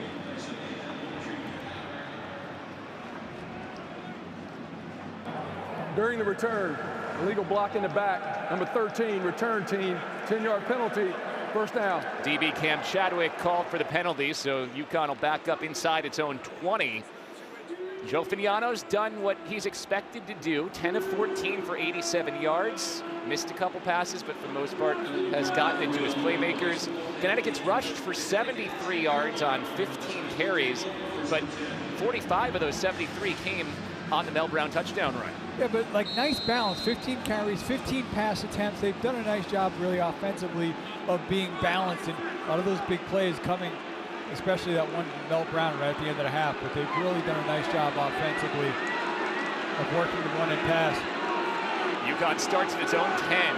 Running back Victor Rosa in motion. Vignano out quick for Skylar Bell. There's the breathing room, and there's a first down. Bell gains 11 before he's wrestled down by Chris Peel and Demetrius Samuel, the 17-year-old cornerback who starts for Syracuse. 7th-year college player, working the way of the 2nd youngest player in all of FBS. Syracuse brings pressure, and Rosa runs right on through it. Gets the 25 before he's driven back by David Reese. Talk about a 7th-year quarterback. How about an 8th-year defensive end? David Reese in his 8th year of college football. He debuted in Florida all the way back in 2018. Yeah, 2 years ago was all Pac-12 at Cal and bounced around, but he certainly, as you mentioned, brings a lot of experience. But two elder statesmen on the field there with Reese and Vignano. Multiple season-ending injuries for Reese. That's how he's earned so much extra eligibility. 2nd down and 5. Takes the pitch to Rosa. Coriola couldn't get Vignano down, and he fires it for Bell and a first down. Joe Vignano escapes the blitz of David Amar Poriola, and UConn's moving. Yeah, Vignano, not the type of play you kind of expect. They're going to boot him out. It's a nice job there by the defensive end of being in position. He just can't make the tackle in space. Vignano's able to break loose and find his trusty target there, Skylar Bell. Really nice play there by Vignano. This feels like a huge tone-setting drive to this second half as UConn's trying to go up by 2 scores. It's Terrence Smith, the burner, who gets the handoff. Syracuse has covered him well today. All 3 times he's touched the ball. Deuce Chestnut clobbers him after a 2-yard gain. Yeah, but it almost feels like UConn's like, we're going to keep giving him his touches, and at some point there's going to be a seam just big enough where he's going to be able to explode through it. The one like we saw from Mel Brown, but certainly got some options. But I guess Mel Brown's already the burner, yeah. So you'd say that Terrence Smith is what, the afterburner, the hyper burner. 2nd and 7.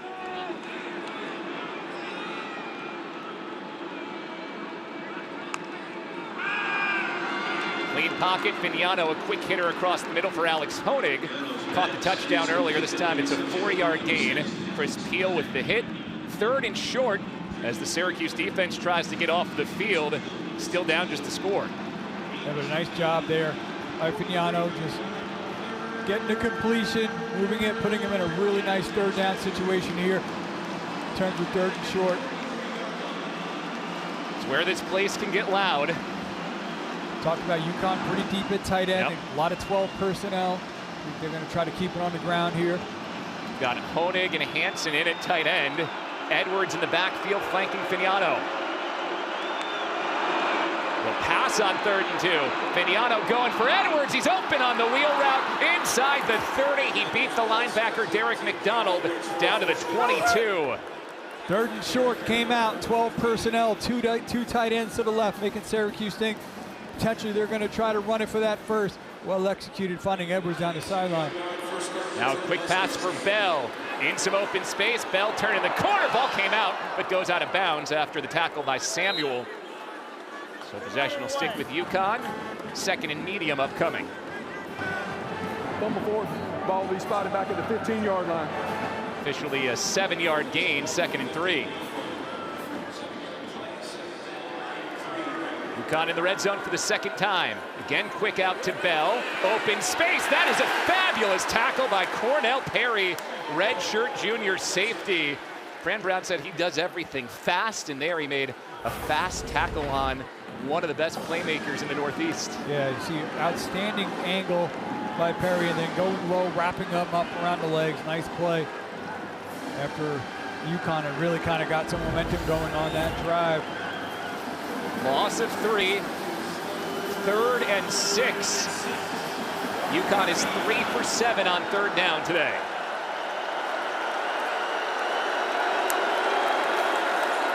They'll run it with Edwards around the end. Gary Bryant, the 3rd, snuffed it out. Former FCS All-American linebacker at South Dakota makes the hit and forces a UConn field goal attempt. Yeah, really that play was kind of started by number 9, Isaiah Hastings. He got a great push into the backfield. You're going to see number 9 fire off. He's going to push back the tackle and the guard and allow the linebacker to clear over the top. Chris Freeman on the kick. Last week, an up and down day for him. He made a 29-yarder, but he missed from 35. It is exactly a 35-yard field goal once again. You're going to give UConn a 2-score lead. Nearly pulled it, but just sneaks it inside the upright. And the Huskies jump ahead by 11. So UConn starts on its own 10, drives to the red zone, and takes 3 points. Huskies up 11.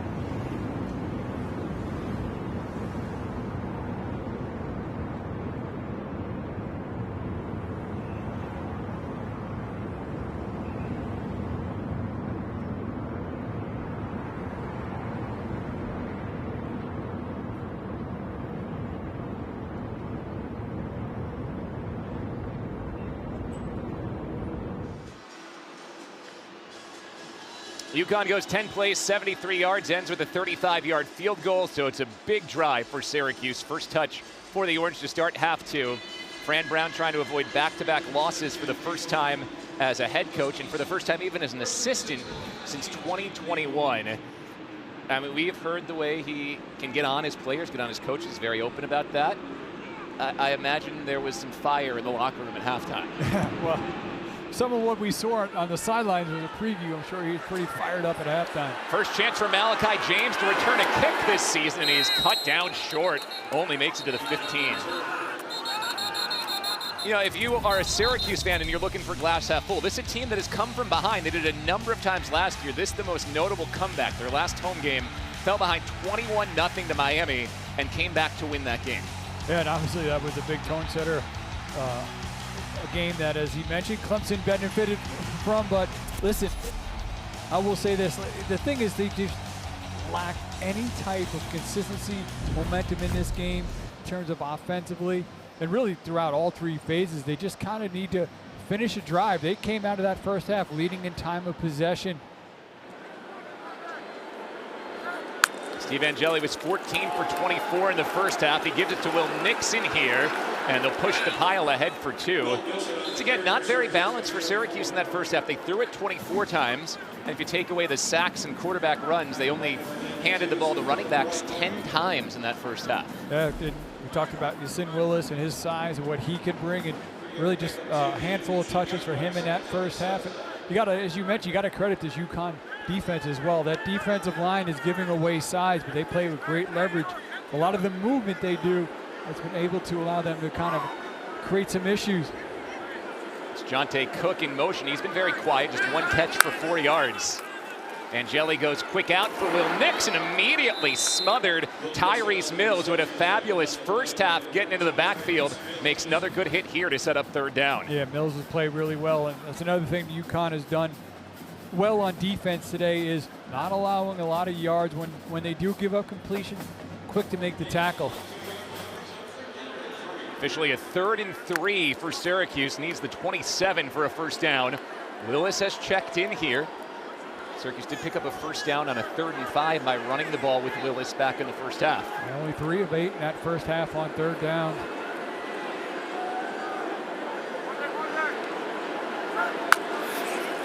Throw it here, Angeli gets it out quick, throws it high, and missed Justice Ross Simmons, who is yet to bring a ball in today, and the Orange go 3 and out. Devin Pringle was in the hip pocket of Ross Simmons. And, on that play that was a turnover on 4th down, he took that big shot. His looked fine, but we talked about it. He's really kind of struggled with his completion percentage since he took that hit in the second quarter, Bill. Since that hit, he's 5 of 12 after he started 10 of 13. And 4 of those 5 completions came on that drive to get a field goal before the half. Jack Stonehouse to punt it away again. Jackson Harper's the return man. This is a low kick. Bounces in front of Harper and takes a Syracuse hop inside the 20, still rolling and killed at the 15. It's a 57-yard punt, backs UConn up. Huskies up 11.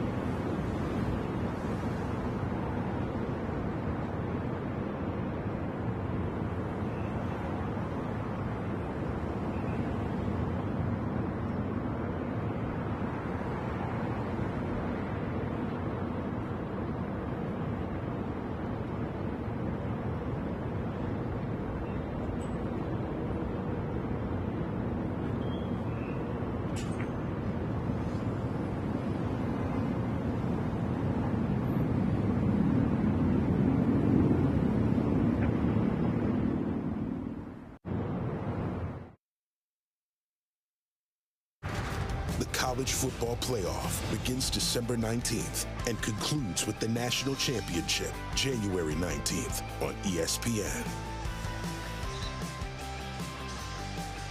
Already counting down the days till the College Football Playoff gets going in mid-December. Take a look around the ACC scoreboard. Last night, Louisville with a 2-touchdown win over a Game James Madison squad. Duke and Illinois locked in a good one. That'd be a big win for the Blue Devils. No hangover for Florida State after beating Alabama 56-0 up on East Texas A&M. SMU locked in a good one with Baylor. NC State was down 13 at the half. They've come back to build a 3-point lead. And Pittsburgh on top of Central Michigan. After the Syracuse 3-and-out, UConn has the ball again, up 11. The 73-yard field goal drive last time. On first down, Cam Edwards is gobbled up and a flag comes in, and now another. 2 flags thrown. David Reese made the tackle on Edwards for basically no gain.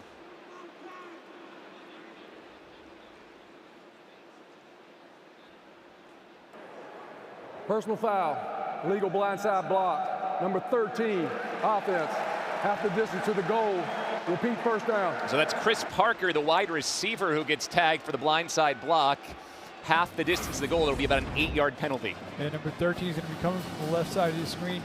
See him watch it. You can't do that. You have to. The only way you could do is with open palms. He comes in, leans into him. Easy call there for the officials. So first down and 18 for UConn. Now the Huskies backed up inside their 10. Syracuse has talked about emphasizing takeaways this year. This would be an opportune time for one of those.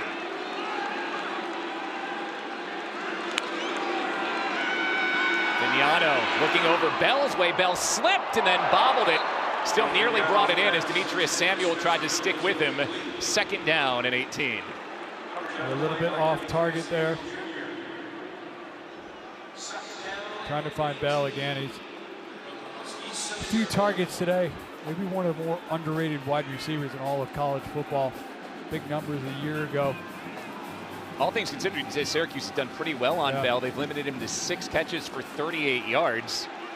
But that Husky trick play for the first touchdown, the big Mel Brown run for the second. Big difference makers at this point. Edwards trying to go wide, and he is swallowed up. David Amapariola, who missed a big tackle earlier, hits one in the backfield here. It's 3rd and 20, and with an 11-point lead, Chris Peel also there to make the hit. You wonder if Jim Mora will say, hey, let's play it safe here on 3rd and 20. Yeah, trying to bounce that outside. You see Peel do a nice job of slipping the block, breaking down, making that tackle here. Play by the Georgia transfer, Chris Peel, 3rd and 20. Crowd trying to help spark the orange as UConn's backed up to its own 5. Thinking draw here. Draw, screen, yep. Finiano setting his feet, throws underneath. Shamar Porter's got it. Still has a long way to go. He turns the corner and he's tackled right near the sticks. About a yard short as Shamar Porter nearly turned nothing into something. Instead, UConn will have to punt. Romello Murphy was a big reason why they came so close. He had a great block. They're going to just go underneath the Porter. Now watch number 6. See if he gets in the screen here. See him right there making 2 blocks. Just fell short of getting that first. Now you got to watch, too, the snap here. You remember Zach Christianot missed one high for the 2nd straight week back in the first half. They had an issue in week 1 as well. It's a good snap this time. Stutz nearly had it blocked. He got it away. Kerr calls for fair catch and makes it at the 31. It's a 46-yard punt that was nearly blocked by Syracuse. Yeah, still, we've seen some good punting here. Now a chance. Obviously, the defense stepped up. UConn with a little bit of some self-inflicted wounds in that drive to kind of push it back inside their own 5. At one point now, an opportunity for the Syracuse offense. Yasin Willis, who hasn't gotten a bunch of touches, is out there with him today. This game is far from out of hand. Could they maybe try to continue to feed him? And Angeli, 15 of 26, but again, just 5 of his last 13. Start with a play action. Angeli dumps it into no man's land. Not on the same page with Willis at all there. Parham was covering Angeli. Diamande pressured Angeli, and the crowd's getting a little restless here. Yeah, it almost seemed like he expected after that fake handoff for Willis to turn around and be out there in the flat. Again, pressure in his face. UConn defense, obviously Jim Moore, his background on defense, not shocking to see the way that Dave played on that side of the ball today. I don't want to be a broken record, but it feels like at some point you got to give number 6 some carries, right? Just 6 carries for Yassine Willis to this point in the game. I'm with you. 2nd and 10. Syracuse to throw once again. Angeli off his back foot, and again he's not on the same page with Willis. That time over the top of him. It is 3rd and 10. Diamande was in the backfield once more. And Nixon checks it in, almost like they were setting up screen. Willis was in there to block, but yeah, 2 plays in a row. They just certainly seem to not be on the same page. Now setting up a 3rd and long. I mentioned Nixon checked in and gained a little bit more of a receiving option out of the backfield. Another factor in this game, Jonte Cook, game time decision. Player Syracuse going to rely on at wide receiver. Only got 1 catch for 4 yards today. He's out there in the slot, top of your picture, wearing number 2. It's 3rd and 10. Pressure coming, clean off the edge. Angeli's wrapped up, and Brian Parham takes him down for the sack. Syracuse 3 and out.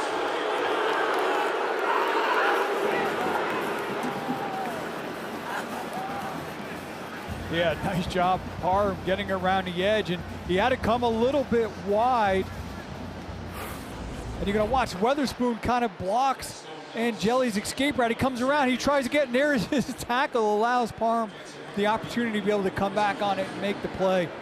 Another Jack Stonehouse punt.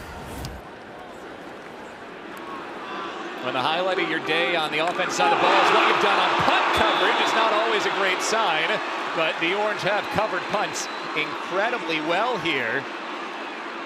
That's Daryl Gill, the wide receiver, who just slobber knocked Harper there for no gain on the return. Crunching blow from Gill, but now the Orange need to get something going on offense. UConn up 11.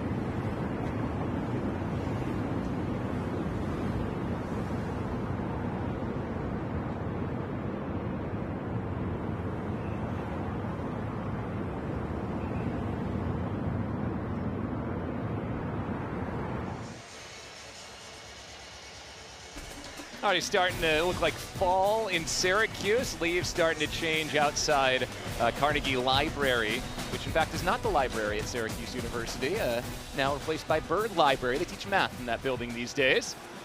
False advertising. 17-6 lead for UConn. The defense has been fabulous, particularly here in the second half. Now can the offense capitalize? Vignano avoids some pressure, gets it to Skylar Bell. Getting tackled well in the open field, this time by Greg Delane Jr., but not before a 7-yard Bell gain. Yeah, it's obviously it's a 3-phase game. It feels like for Syracuse, you and I were talking during the break, that they need their defense to kind of help maybe ignite that torch a little bit, help that offense out. But a really nice play. I mean, how does a player like Bell get that wide open, even though it was underneath, setting him up here, a nice second down. Second and a long 2. Call it 3 for UConn here. That long of a 2. Pitch it wide, Victor Rosa turns the corner. That's a first down as Rosa's sent into the UConn sideline by Gary Bryant III after gaining 6 and a first down. Yeah, nice job blocking out there on the edge, including the redshirt junior, Ben Morawski. You mentioned it to me during the break, but this feels like a drive for UConn where you could really start to take control the way that Syracuse has struggled to move the ball today. If you go up 3 scores, that seems like a mighty high mountain for the Orange to climb. Romello Murphy slips a tackle, cuts back, first down in Orange territory at the 40. And I like the way, I thought they were a little uneven in that week 1 win, maybe because offensively they were so powerful against Central Connecticut State, but I really like the way that these Connecticut receivers are blocking out in the edge for each other. Well, and one of the things that Gordon Samus, the offensive coordinator, told us is, hey, I'm a former offensive line coach. I tell my receivers, you don't block, you're not getting the ball. You can go play somewhere else. Exactly. And it seems like today that message has gotten through because they've done a really nice job of helping each other out in those throws out to the edge.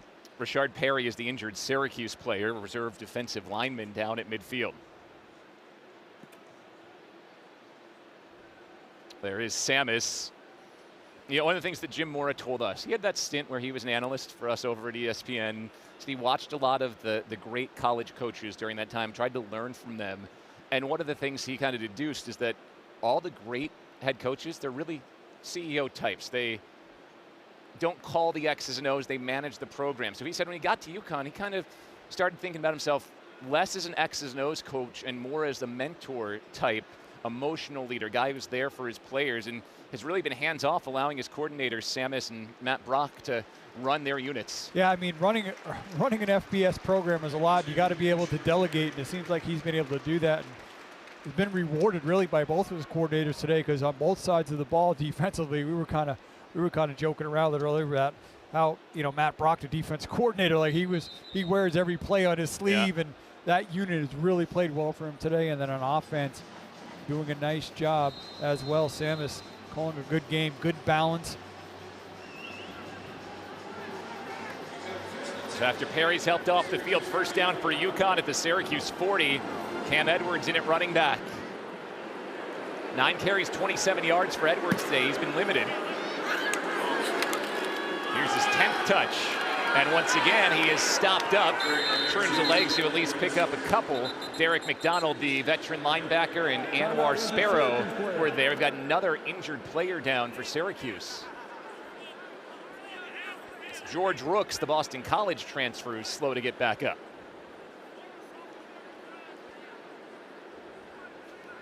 And along with Rooks slow to get up, another Syracuse player is down on the field. Right in front of the Syracuse sideline.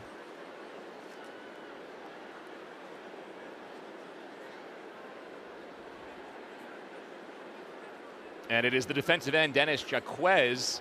Second time we've seen him down on the field today. We were told before the game he woke up a little under the weather as well, and it's been a physical game down there in the trenches.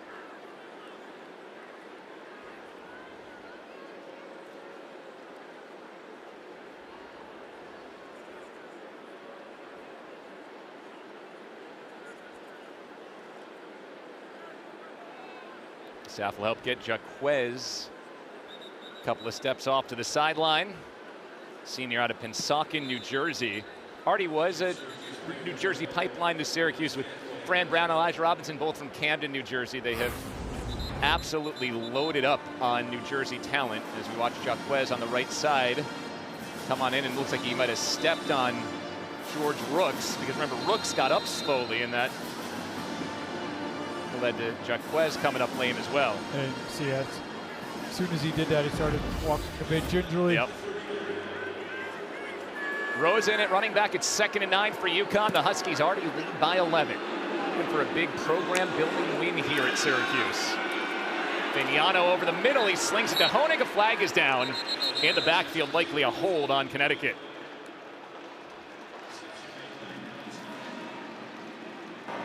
Holding, number 78, offense, 10-yard penalty.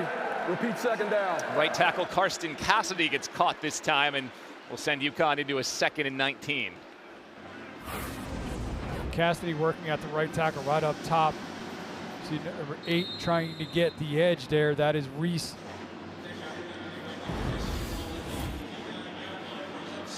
Sends UConn back to its Syracuse 49.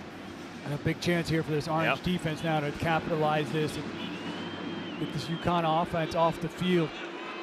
So not a lot of pressure on Vignano. He's been sacked just once today. He's pressured this time, and it is sent away. Isaiah Hastings was in the picture. So too was David Reese, who was held on the last play.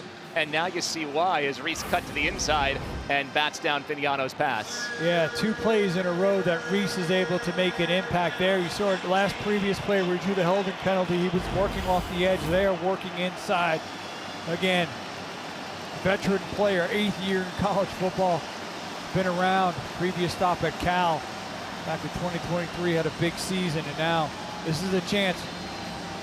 They've notched their first sack of the year earlier in this game. Opportunity here in 3rd and long. Vignano with a quick screen, take the sack out of the equation. Romello Murphy turns the corner. He's escorted out after about a 6-yard gain. The cornerback Delane and the safety McDaniels both there for Syracuse. 4th and 13. You're in an odd spot at the 44, but obviously you're going to punt here. This is where you hope your punter, you've done a nice job today to deliver. Can you change field position? Can you get that Syracuse offense, which has kind of been sputtering today, especially since that first drive? They got to get them inside their 10, make them earn it, have to drive down the field. Again, you got to overemphasize the fact that they have had some snapper exchange issues here on punt this year early on, twice, 2 bad snaps. Connor Stutz is the punter. This is another good snap this time. That ball hops at the 6, Coffin cornered and out at the 3. Excellent punt by Connor Stutz. The UConn up 11 and has Syracuse pinned back deep.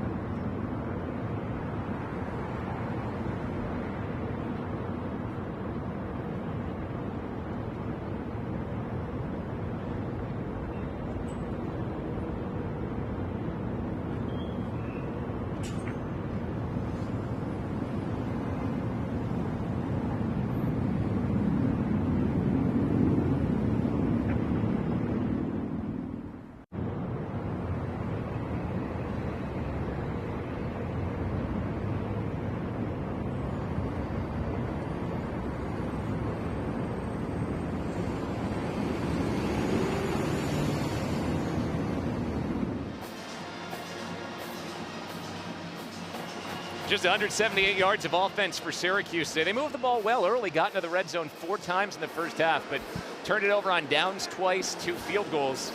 Here in the second half, they've gone 3 and out on respective back-to-back drives. Really, weirdly, Craig, if they haven't gotten to the red zone, they haven't gotten a first down. Their 4 punts today have all been 3 and outs. Yeah, but they've had scoring opportunities by getting into the red zone, but now UConn did what they needed to do. It was a beautiful punt. They're going to force Syracuse to get this offense going. They're going to have to drive a long way. Worst field position of the game for Syracuse. Angeli is throwing again. First time today that he finds Justice Ross Simmons. It's a 6-yard gain. It gives Syracuse some breathing room. Again, we've talked about it a bunch here, but Angeli's now thrown it 29 times. The Orange have handed it to a running back only 11 times today. Here's number 12. You've seen Willis on the carry, and he's swallowed up. Willis tackled by Ben Smiley. Brian Parham helped him out at the end, but Smiley's gotten in the backfield a couple of times on Willis. Well, Willis wanted to punch that up inside between the guards. There was nowhere to go. He tried to bounce it. Nice job by Smiley, just staying home, playing his assignment. He was there to swallow up and be able to make the tackle. Sets up a 3rd and 4. Syracuse still looking for its first down of this second half. 3 and out on each of its first 2 drives. Gill, the lone receiver, to the bottom of your screen.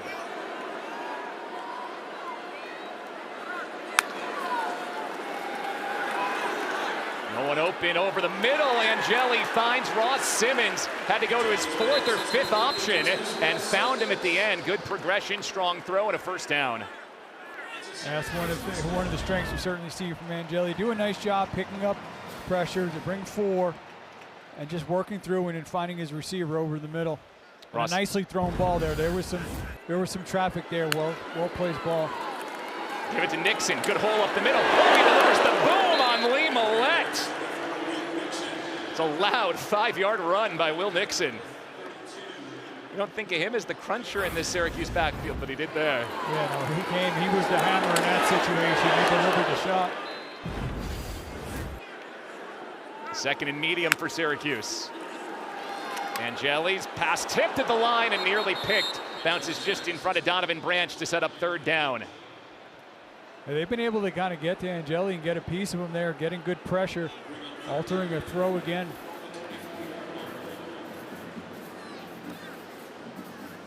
It's another 3rd down opportunity for Syracuse. Picked up their last one, but overall the Orange just 4 of 11 on 3rd downs today. This one is 3rd and 4. Likely the final play of the 3rd quarter, with Syracuse down 2 scores. He's been quiet since the end of the second half. A big opportunity here to potentially look for Valari. Lined up just off the left side of the offensive line. Pressure coming. Valari throws high, looking for Jalen Hornsby. So Syracuse will be forced to punt again. Devin Pringle covered him, but that ball was high regardless there. Yeah, well, I mean, he had 2 defenders. He had Omar Diomande underneath number 32, so Angeli had to kind of go over 2 defenders to try to make that throw. And once again, this UConn defense playing really well. Defensive coordinator Matt Brock has to be really happy with the way his unit has played. Here's Jack Stonehouse's 5th punt. He's averaging 52.5 yards a kick, and this is another absolute boomer. That was a 54-yard punt and only a 4-yard return. That's the end of the 3rd quarter. Syracuse's offense with just 1 first down in quarter 3. UConn, a defensive clinic to lead 17-6.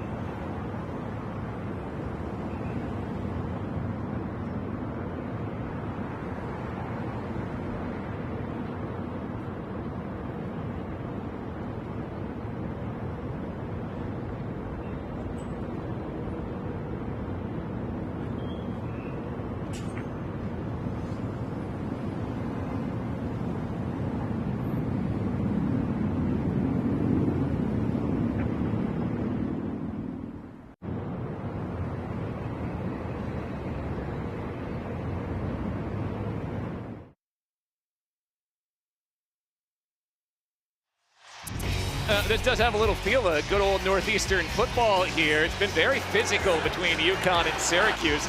A lot of special teams coverage for the Orange, but UConn's hard hit all game long. Yeah, I mean, both teams have been flying around. There's been some hard hitting there, and Jelly has taken some shots today, bring some big plays on special teams as well. 17-6 UConn, Craig. It's a chance now for the Huskies to maybe put this game out of reach on this drive after their defense got another stop. Vignano pressured by Reese. He gets away from it. Oh, that was nearly picked. Tried to get it to Honig. Great read by Deuce Chestnut, the veteran. He introduced himself in the starting lineup today as a defensive backfield specialist. When we talked to the Syracuse coach yesterday, they drew a line of delineation between turnover and takeaway. Yep. Turnover is when you get the ball. Takeaway is when you actually literally do that takeaway. Yep. And I think that's what this defense needs to do, as you 100%. mentioned. They need a takeaway to really help their offense here as we are early in the fourth quarter and UConn in possession. Mel Brown takes the give, looking to turn the corner. He does. Slithers through a couple tackles, and that looked like it was going nowhere. It gains 8 yards and sets up 3rd and short. Tackle eventually made by B.J. Long and Dennis Jaquez, who is back out on the field after leaving with an injury earlier. Yeah, Mel Brown, who's kind of the speedster in that unit, doing a nice job just showing the patience, letting some seams open, and then some physical running as well to put him in a much more manageable 3rd down. 3rd and 2. Edwards, the bruiser, comes back into the game.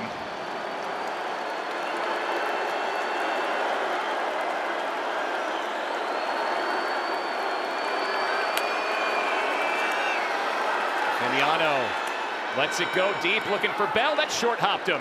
Incomplete. So they don't elect to try and run it short. They go for the shot down the sideline, and UConn goes 3 and out. Yeah, it was really kind of like almost a one-man route. It was kind of odd. It's kind of question why Syracuse sometimes has gotten away from the run there. You got Edwards. It almost seems like get that ball on the ground, play it to your favor, try to pick up that 1st down. That or one of those out flat to your wide receivers, let them have a chance to make a play there. That clock stops, 14:08 to go, and Syracuse will get the ball back. Operation good again for UConn punter Connor Stutz. Kerr calls for a fair catch and backpedals to his 20 to bring it in. It's a 45-yard punt for Connor Stutz. Both punters have been excellent today. Now Clemson looking to bounce back from the LSU game. They play Troy at 3:30. Again, Vanderbilt and Virginia Tech. I feel like that's got a good game written all over it. 7:30 tonight on ACC Network. And if you're staying up late tonight, you got Stanford and BYU starting at 10:15. It's no longer Pac-12 after dark. It's a Big 12 after dark with the 10:15 start for BYU out there. Well, ACC after dark with Stanford now in the ACC. Yeah. Will Nixon is in at running back for Syracuse. Again, still just 7 carries for Yassine Willis today. Angeli on play action, taking a deep shot for Darrell Gill, and he hit him! The first deep ball of the game is a big Syracuse completion. Gain of 40 yards to Gill. Yeah, and a few shots downfield. They're going to work the play action here. Nice job, just on the post route, see him working. He's got the inside of the safety, and Gill with the big play there. 4 catches for 84 yards for Gill. Angeli goes underneath. Nixon brings it in. Stutter step, 1st down. Syracuse moving with tempo inside the Connecticut 30.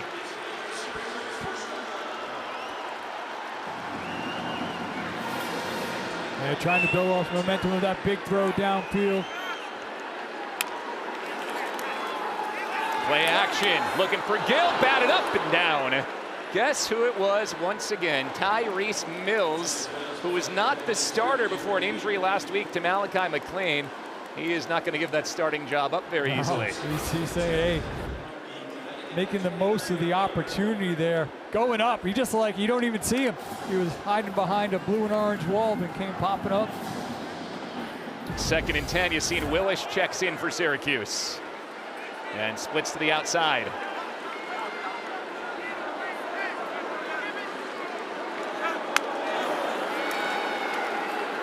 Angeli sets, throws. There's Jonte Cook, just his 2nd catch of the game. It's a 7-yard gain, 3rd and 3 coming for Syracuse. Angeli just taking what's underneath, setting him up in a manageable 3rd down here. Again, Valari's been quiet since the end. He was a key part of getting them that 3 points right before the half. Syracuse down 2 scores. 3rd down and 4. And Jelly's hit from behind. Omar Diamande swallowed him up.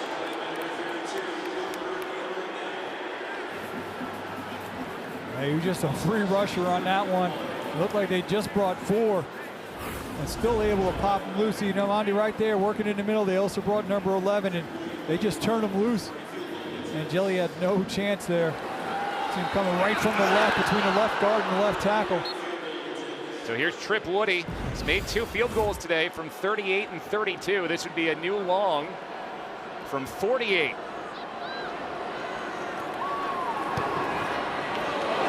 Sneaking to the right, and it is no good. That is a backbreaker for the Orange. The sack knocks him back, and a missed field goal. They got a drive to start off with a lot of promise with that big throw downfield to Gill. Then the following up the play to Mix to the back Nixon, excuse me, and then this one you see he just pushes it right, hits it right, never curves back in, just outside the goalpost. We'll see here if UConn have been really balanced today, though. Continue to kind of maybe question maybe that 3rd down call on the previous drive. Try to continue to work that zone game in. Now Edwards in number 0. Could have been a 1-score game. Instead, UConn up 2 scores with a chance for more. Sending some fans toward the exits here at the JMA Wireless Dome. Vignano back across his body. That was a great pass, and Honig just dropped it. That had a big gain there. The defense had gone with Vignano.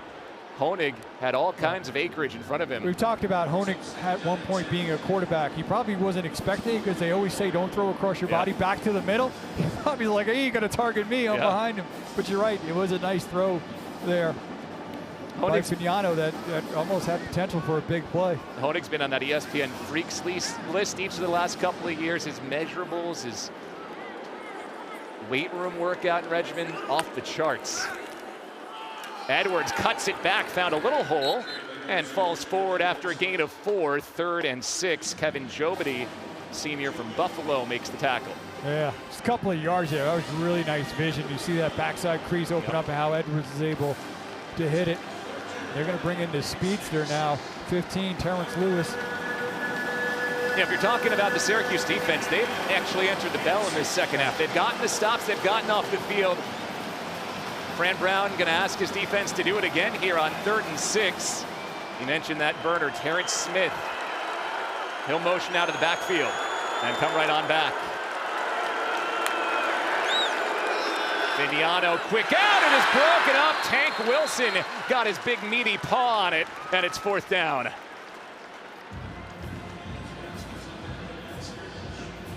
Mentioned it once again, this defense in the second half, responding, looking to go out there. Nice job. They always say you can't get to the quarterback, get your hands up. That's what Tank Wilson does. Or they'll force a punt. You think about trying to block one here if you're Syracuse, needing that type of spark? They are up near the line here. It'll drop back toward the return as Stutz gets it away. Kerr from his 14. Made the first man miss, made another miss. All that work nets him about 3 yards. So the Syracuse defense gets another stop. Now they're begging for their offense to get them some points.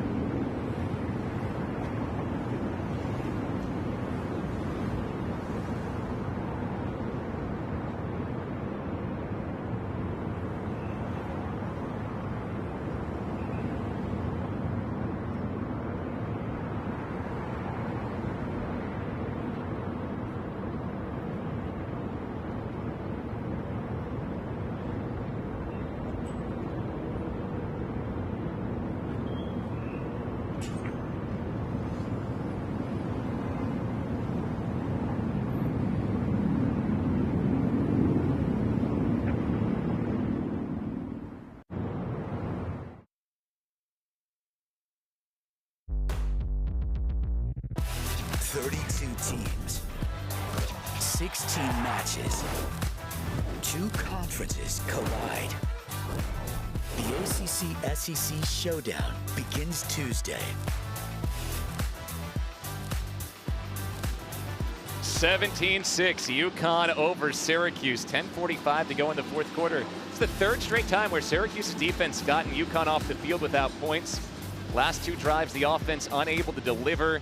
Look at that split. 232 passing yards, only 17 rushing yards. Now that factors in a few Angeli sacks, but between that and the red zone, those are facets of the game that have really hurt Syracuse today.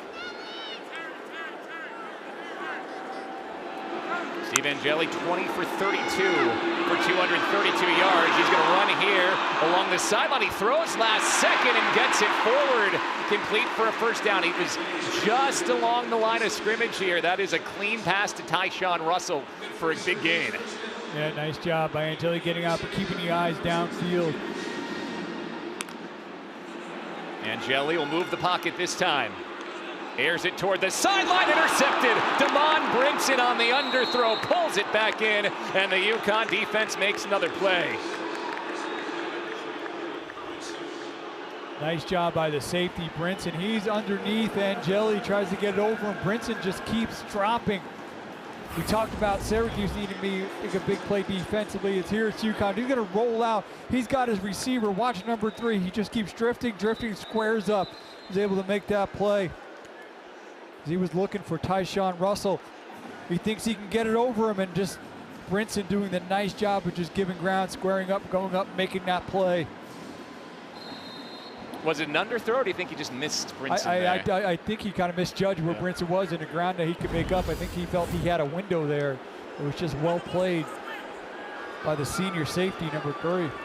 Angeli's second interception of this season. We'll give it to Skylar Bell on the handoff. He bounces it to the outside. Bell's got some room and gains 8 into Syracuse territory. Kept on bouncing that out until he found a crease.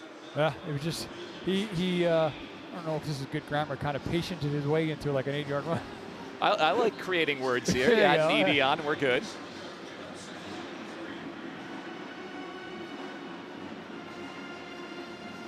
This has not been a pretty game offensively for either side, but UConn's made enough big plays, and this feels like the 4th or 5th time we've said this half. They've got a drive here where if they can convert, they can basically put this game out of reach. Yeah, we've talked about Syracuse defense has stepped up, but also talked about where UConn just did. If you're an Orange fan, you need your defense to create a takeaway. Edwards, foot in the ground, gets to the sticks and gains that extra yard as well. A 40-yard gain and a UConn first down as the clock moves to under 9:31 to play, and will start running again once things are set. We've mentioned a nice job that OC Gordon Samus has done today, and now he seems like he's going to start leaning a little bit more heavily on that run game, that zone ground game. And as you can see, the Huskies really no rush. And you can see Jim Mora kind of sensing it there too. I just read his lips and said, "Come on, baby," as he gave a fist pump toward the offense here. He told us when you need some tough yards late to run plays out, it's Cam Edwards territory, and I'd like to see a heavy dose of Edwards here down the stretch. It's the tight end Lewis Hansen in motion. Right back to Edwards, avoids Joe, but in the backfield, Syracuse swarms. It's McDonald with the finishing blow after a gain of, actually a loss of a yard. Janice Jaquez combining with Derek McDonald. Yeah, they took that snap all the way down to 1 second on the play clock. Now, I almost think, you want to lead it down, but you don't want to give it to the point where the defense knows when to fire off. But I will say this, too. You just, come on, baby, like in a sense. Remember, we talked, again, this could be a great resume builder for a program trying to find a home in a Power 4 conference here. Now they got to show they can finish. And really tough to manage the schedule as an independent. You got to fill those 12 games each year. You kind of go to Delaware, the newest FBS team, next week. Pitch out, and a good hole for Edwards. Gains about 5 before Gary Bryant, the third, smothers him. So 3rd and roughly 6 here for the Huskies. An interesting part, too, I think, Bill, here, if you're UConn, 3rd and 6, you don't need to get a first down, but you can get this to 4th and 1, 4th and 2. I think you're at that point of the part of the field where I know he feels like his field goal kicker's got some leg, but you potentially get another down. Yep. Try to pick up that first, maintain possession, bleed a little bit more time. See the OC there, Samus, has done a really nice job calling game today.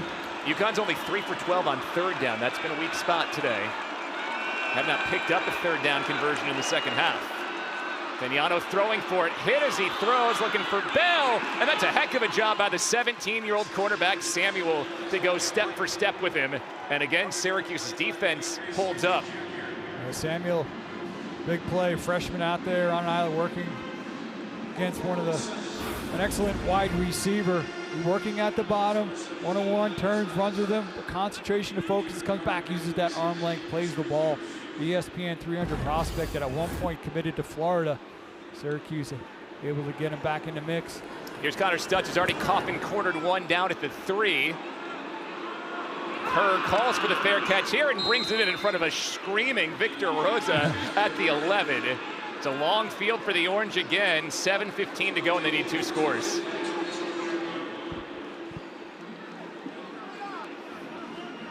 You're at the point in the game now. We've talked about maybe a need to run the ball more, but now clock dictates they're going to have to be airing it out and slinging it here. Can the offensive line give Steve Angeli enough time? Yeah, I mean, listen, UConn's done a really nice job with its pressure. Again, it's a very active front, a lot of movement, can create some confusion. They've been able to pop some guys loose. Big number 55 players like Vincent Carroll Jackson has been able to get some push in that pocket. Angeli threw a pick on Syracuse's last drive.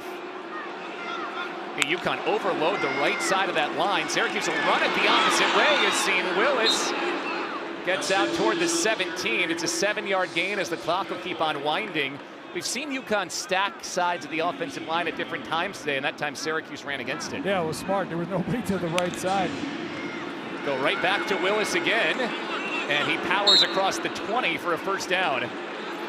Well, all game long they've been throwing it. Now you get into what seems like passing situations and back-to-back runs pick up a first down. The defense gave them a big run lane. They took it and made sure they moved the chains, got the first. Sure they'll probably go up back in the air here. Angeli to throw. Carroll Jackson moves the pocket. Angeli finds Jalen Hornsby, and the young redshirt freshman wide receiver brings it in again. His 3rd catch of this game. Syracuse has moved the ball about 32 yards already on the drive. Nice window there. Bobbled a little bit, able to secure it, looked like, before he got back out of bounds. 3 catches for 32 yards for Hornsby.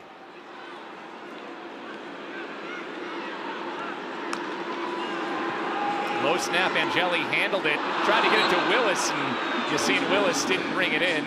Those two have not connected well passing the football so far today. Yeah, a little bit behind Willis. Couldn't adjust and make that grab. Remember, that was such a big strength of the Syracuse offense last year, LaQuint Allen catching passes out of the backfield. Yeah, I mean, well, LaQuint Allen had monstrous hands. Yeah.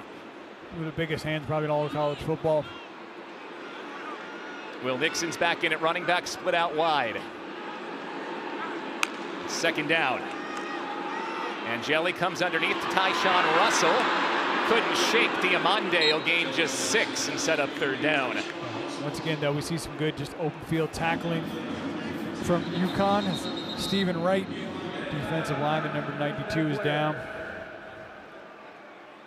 So Wright's the injured UConn player before a big 3rd down and 4. And if you've been watching college football here this year, obviously there's that new injury rule, but yep. Wright was down from the get-go, never got up. It only comes into effect if you go down after the ball is spotted. Yep. Saw a lot of that slowing the game down when Syracuse played Tennessee last week on both sides. Haven't seen that as much today. While they tend to Stephon Wright, we will step aside with UConn ahead by 11.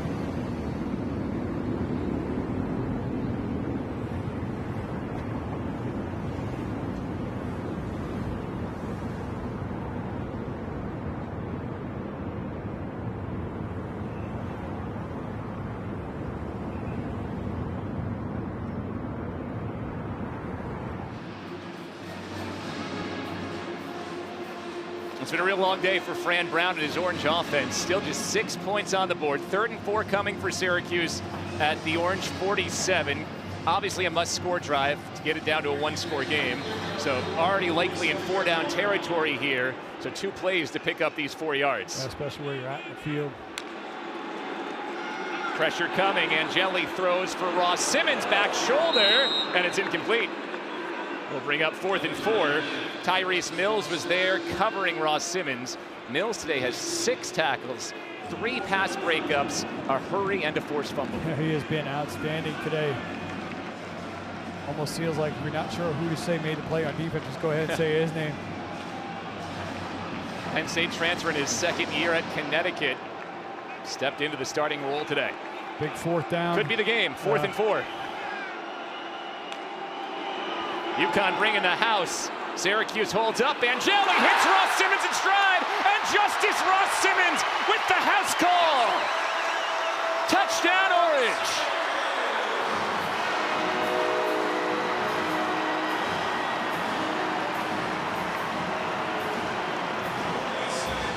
Syracuse will go for 2 after the 53-yard touchdown. Angeli to Ross Simmons. There was some communication.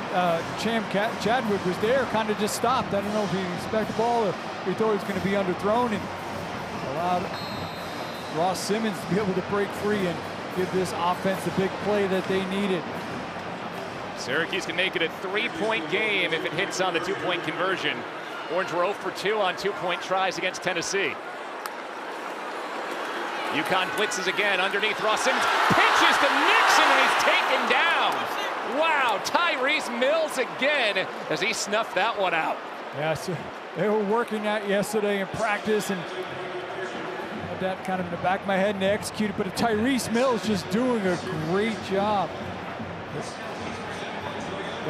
Going back to the touchdown, number 13, Cam Chadwick, the redshirt sophomore, was going to be in coverage. He's going to go down the side. See, it's at the bottom of your screen. He's working against Ross Simmons. He's there. He's following the football, and he's stopped. Ross Simmons smartly keeps going. Angeli hits him in stride. And then you see him there working. Chadwick is there. He stops. And then you see Tyrese Mills there with the shallow angle. They bring pressure, get the protection, and then a nice throw there from Angeli to hit Ross Simmons, and then Bill on his 2-point play, trying to go a little bit of trickery, going inside on the tunnel screen, flips it back to Nixon, but number 14, Mills, has had a great game today. They're in position to make the tackle. So now Syracuse within a score, 17-12. They've asked their defense to make a stop on 4 straight drives. They'll ask them to do it once more. Have a chance to definitely feel like steal this one the way this game's gone today. UConn will try to run out the clock here as Jaden O hammers the kick down and Mel Brown will let it bounce.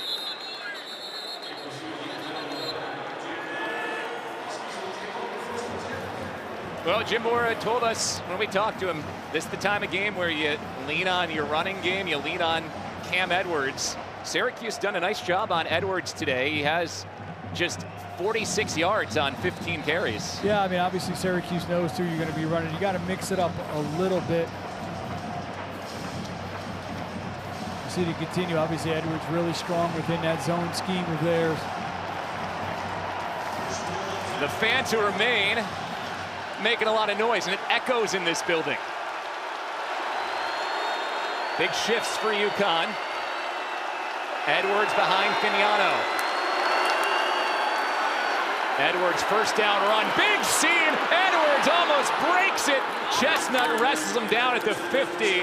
Give him 26 yards. They're working that 12 personnel, 2 tight ends. As you mentioned, they shifted him over to the right, and that's where they're going to go. See number 86, 78, 73, doing a nice job creating that seam there that Edwards exploits. Put it right at the 50. UConn will let that clock wind. Both teams with their full complement of 3 timeouts. We'll go under 5 minutes left in the game before the Huskies snap it here. They punted on their last 5 possessions.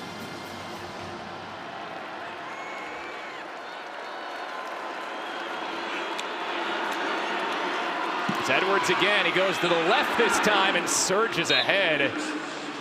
Very strong first down run. He gets 7 yards. Yeah, Bill, they just essentially just flipped that play from the boundary to the field side. Tank Wilson is down for Syracuse.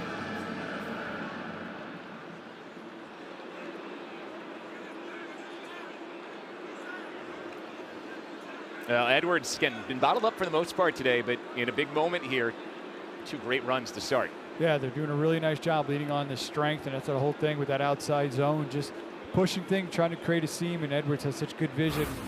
Twice being able to find it, working it to the left. We'll see Tank Wilson, number 4, kind of working in there, trying to hurdle some of the traffic there. It's a big 6'5", 305-pound tackle trying to run the hurdles there, and caught a couple of bodies on the way through. So he goes into the tent. Isaiah Hastings often fills Wilson's void when he's not on the field. So it'll be a 2nd and 4 upcoming here for UConn. You got to imagine keep it up with the heavy dose on the ground, but you wonder, does Gordon Samus take a play action shot at some point here? Well, I think here, I was just thinking, you say keep it on the ground, but here in the 2nd and short, you got an opportunity where you're at in the field again, even on 3rd down, potentially don't need to get it first. You can get it to a 3rd and 1 where you're at. Maybe you try to push forward, get it first. So I think you could play a little bit, so to speak, with house money on this 2nd down. But again, I don't think you need to. Maybe a little bit. You're right. Maybe a little bit of a play action. Maybe see if you can kind of catch Syracuse off guard. Tank Wilson played just 5 games last year before a season-ending injury. Big part of that Syracuse defensive line. He was dinged up a bit last week as well. You see Fran Brown in there getting a look at his big defensive tackle.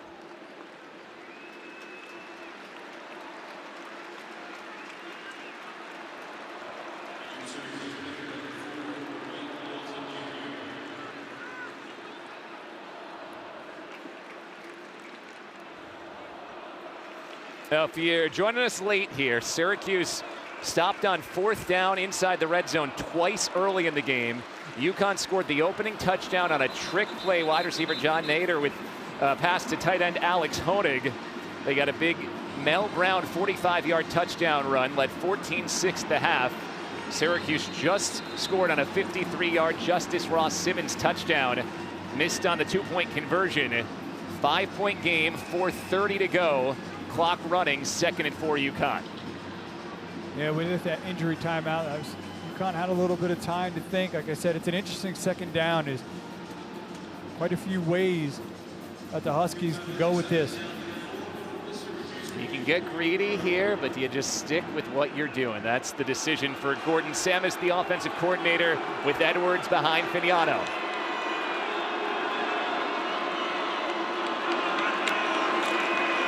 They will run it to Edwards. It's blown up in the backfield, and Edwards only gets to the line of scrimmage. Syracuse got penetration across the board, and it was cleaned up by Derek McDonald, the linebacker. Yeah, essentially just kind of stayed on script there, trying to work their run. Went right to 1st down. First play, then back to the left, going back to the right. Edwards fired up, disappointed in himself. Big 3rd down here. Again, I think where you're at in the field, you can get this to 4th and 1. Keep that offense out there. Oh, Syracuse might have jumped. Flag is out. It's a free play. Finiano taking a shot, broken up, but it'll be a 1st down UConn as the hard count from Finiano got the Cuse into the neutral zone. That's a 7th-year veteran picking his spot for a hard count. Defense, 5-yard penalty, number 91. Results in a 1st down. George Rooks, the veteran transfer from Boston College, tagged on the offsides. And for the most part, overall, it's been a pretty clean game penalty-wise there, but a tough one there. Rooks right in the middle. Over you see. Looked like Rashard Perry also jumped there. I think both Rooks and Perry went in. So it's a 1st down for UConn, 3:19 to go. This is probably where Fran Brown starts thinking about using those 3 timeouts.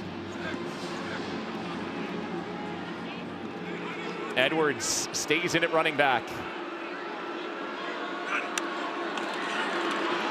Again, Syracuse penetrates and Edwards goes down for a 4-yard loss. Fran Brown will use his first timeout with 3:12 to go. Kevin Jobody, who had a sack earlier with another tackle for a loss. Well, that's the way you kind of really disrupt that zone run game is you just get back there, don't ever let it get started. And Jobody just fired back there. He's working right to the right side of your screen. You see him just fire in there, and there's no way for Edwards to kind of get working laterally, head of steam, and find something. Number 94 just firing off low, just splits center and guard. Yeah, Jobody was in there, but the whole line looks like it won. Rooks was there, Reese was there on the cutback as well. That's why it would have been a bit interesting coming off of that injury timeout to maybe put it up in the air, just to try to maybe stop that defense from maybe just thinking automatic run. And now you're back in a situation where you can't fool them with a play action because you have to possibly anticipate a pass. Do you put it in the air, risk stopping the clock, or do you make Syracuse use its timeouts? In the first half, they really executed a nice screen play to Edwards. 2nd and 14 for the Huskies. They'll keep it on the ground. Edwards cuts back and gains the yards he lost. Still going to be 3rd and 10.5. Antoine Delorier, the freshman, made the tackle, and now Fran Brown will use the second timeout. If you're UConn, you can get 5 on this way. You're probably right about boundary of maybe trying to kick a field goal. It's almost what you got to be thinking for here. Call a play to get into field goal range at least, right? Make it an 8-point game and at least give you that touchdown and 2-point conversion cushion. Kicker Chris Freeman made one earlier today from 38 yards on the year, 2 for 3 with that 38-yarder is long. He's also missed one from 35 yards. We watched him in warm-ups. He kicked 2 from 54. He made one, but the second one came down 7 or 8 yards short. And if you don't get anything here to UConn, potentially you're thinking, all right, our punter's already pooch really nice. And if not, maybe potentially you have a pooch punch scenario. Because you still are going to force Syracuse to have to score a touchdown to win. It's 3rd and 11. It's a reverse to Skylar Bell trying to turn the corner. Hanson a lead block. Syracuse swarms the ball. No gain. Deuce Chestnut, Antoine Delorier, and David Amapariola were all there in the frame. Really well covered. And you're in that no man's land spot here if you're UConn. Yeah, I mean, the best thing that happened on that play offensive for UConn was able to stay in bounds, but beautifully defended by the Orange defensively here. And I think you either pooch punt or listen, I think their punter has proven that, he could be trusted in this situation. Again, though. Can you trust the long snap from Zach Trisnat? He's had 2 bad ones over the course of the first 2 weeks. Fran Brown did not choose to use his timeout, so the clock ticks down to 2 minutes and 15 seconds and counting. It is a good snap. Stutz inside the 10, big bounce. UConn trying to save it, that hits the goal line. It was a great effort there inside the 1-yard line by Kyleesh Hicks, the gunner, but as he tossed the ball back, it hit the goal line, and that means Syracuse will get it at the 20, needing a touchdown to win it, after they trailed by as much as 11 earlier in this quarter. Yep, they'll get a snap before the 2-minute timeout, so he'll get that extra timeout.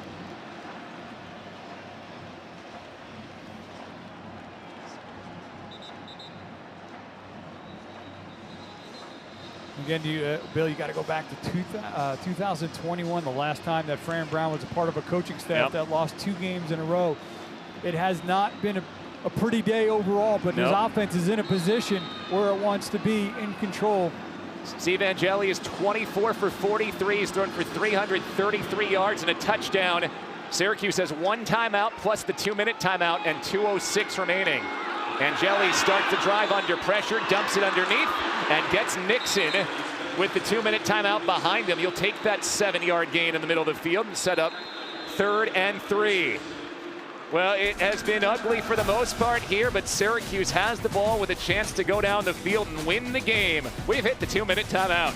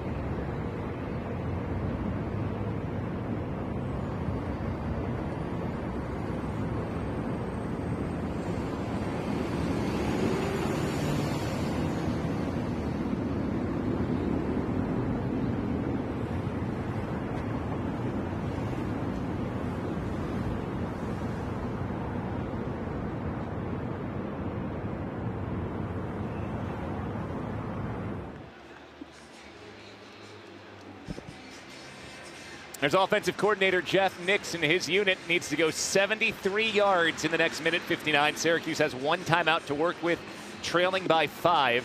Steve Angeli's thrown for 337 yards and a touchdown. Well, you think about all the missed opportunities, turning it over on downs twice in the red zone, a missed field goal.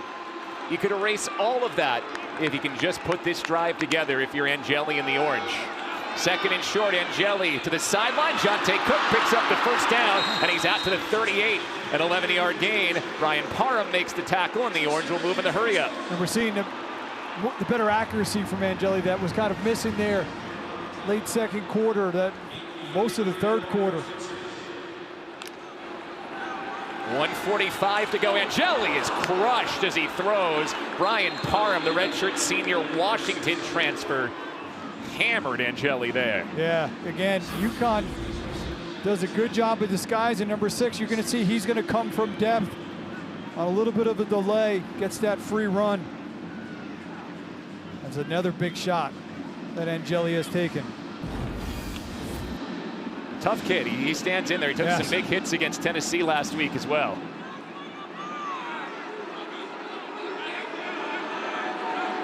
Second and 10.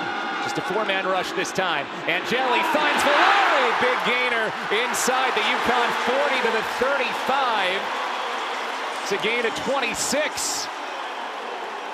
Valari, who was so crucial at the end of the first half, when they're able to kick that field goal there, they get a little bit of time. He finds a window. 1:30 to play. Angeli rolls out. There's Jonte Cook again. Had it and lost it out on the sideline. It is a completion and a gain of 4. Valari's now up over 100 yards receiving today. 8 catches, 104 yards. Yeah, nice job again. Angeli doing such a nice job throwing on the run. And we'll see there that if you Cook just kind of stayed on the sideline on that one, a little gingerly getting up. Came into this game a game-time decision. Tyshawn Russell takes Jonte Cook's spot. Pressure coming. Angeli, a sidewinding throw. Russell brings it in. It's another Syracuse first down. Angeli had to change the arm angle there with pressure in his face. Yeah, again, so poised. UConn again, only kind of bringing 4. Almost the Huskies have been able to get there. I think you got to keep dialing up that pressure. 1:24 to go. Syracuse has one timeout to work with. Orange need a touchdown. We'll keep it on the ground. Nixon cuts it back and finds the 15 right at the first down marker. It's a new set of downs for Syracuse on a 10-yard gain. Yeah, nice cutback by Nixon, pushing out to the right, finding the seam to the left, breaking the tackle for that nice gain.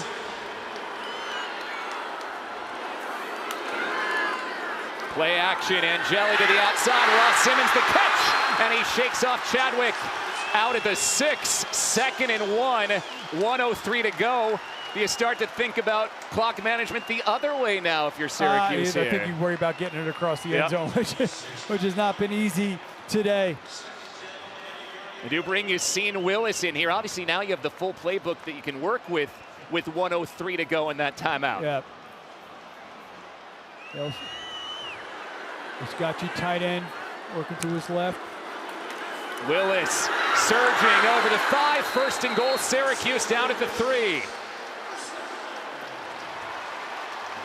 This drive, a little bit more sense of urgency, mimics their opening drive of the game. Now, they couldn't finish on that drive. Can they finish here? Have not scored a touchdown on their first 4 red zone trips. Willis bouncing to the outside, turns the corner, he's in! Touchdown, Syracuse!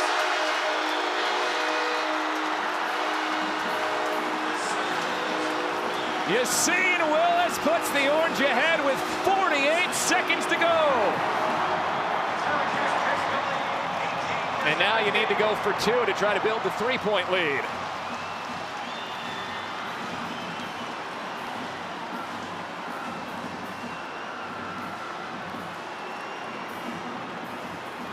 Ten-play, 80-yard touchdown drive for Syracuse. Took just 1 minute, 18 seconds. And now Syracuse looking to go ahead by 3 and at least be protected against a field goal, winning it for UConn. Well, sort of last time tried to go with the lighter, kind of hook and lateral. Jonte Cook is back out there, the slot receiver who could be a target in this situation. Angeli throwing back in the end zone. Gill brings it in. 2-point conversion good. And the Cutes go ahead by a field goal.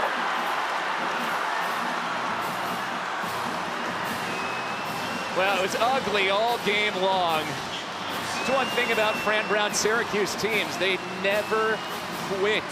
Big comeback wins last year against Virginia Tech and Miami. And scoring 15 points here over the last couple of minutes. I said it wasn't pretty getting to that point, but when they needed it, they kept themselves in a position. Here it's going to be Willis. He's just bouncing it to the outside. Again, keeping on the ground where we talked about Yasin Willis, maybe some of the touches that he should have had. They give him one here when it matters. He gets to the edge and blocking out there on the edge. A little bit of a tug, but still able to get around the corner. Then here, they pick up the pressure. And Gill, who was kind of quiet in week one, he's made some big catches here today. They're working along the back of the end zone. Angeli finds him, and a great job. Angeli, listen, he's taking some shots today. He's had some lulls in terms of accuracy. When they needed him most on that drive, he was pinpoint. Start for 162 yards just in the fourth quarter, Steve Angeli. And a couple big runs, Nixon and Willis. Now Syracuse's defense needs to make one more stop. They forced 6 consecutive UConn punts. Jaden O kicks it over the top of Mel Brown. UConn starts this 25, needing a field goal to tie and a touchdown to win. The Huskies do have all 3 timeouts. And if you're Syracuse, first job number 1 is to know where number 1 is, Skylar Bell. He's the big play threat within this offense. I think if you're Syracuse, you've seen Vignano, the UConn quarterback, escape at times. Not the most mobile quarterback. If I'm Syracuse, I'm trying to get in his face, dial up some pressure, force him to have to try to make some throws without getting his feet set. That is Skylar Bell, the biggest playmaker for UConn there on your screen. He is matched up with the 17-year-old cornerback, Demetrius Samuel. They got Chestnut shaded to that side. Vignano looks the other way, uncorks one. Oh, Porter wasn't looking, ball's up in the air, and incomplete. It hit Shamar Porter in the face mask, but he didn't get his head around.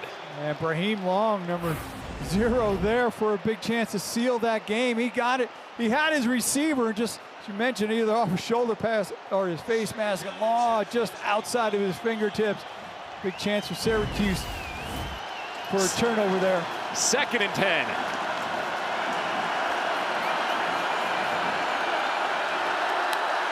Syracuse drops back, only a 3-man rush. Reese gets there anyway and forces the incomplete.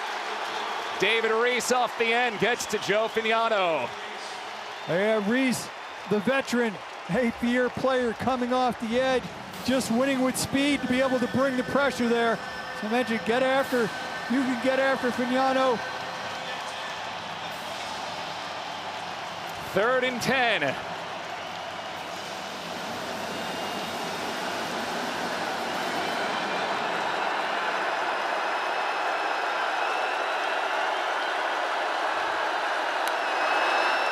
Four-man rush. Reese is there again. Vignano gets away. Throws under pressure for Bell and overshoots him. 4th down. Vignano is able to escape that, but the pressure from Reese once again able to disrupt that play. And it's 4th and 10.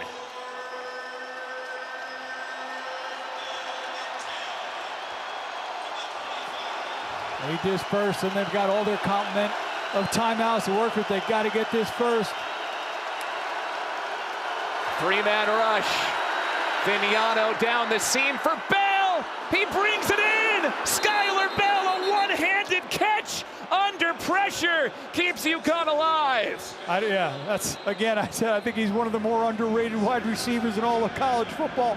When they needed a play, said you got to know where number 1 is. They had coverage there, but wow, what a catch from Bell.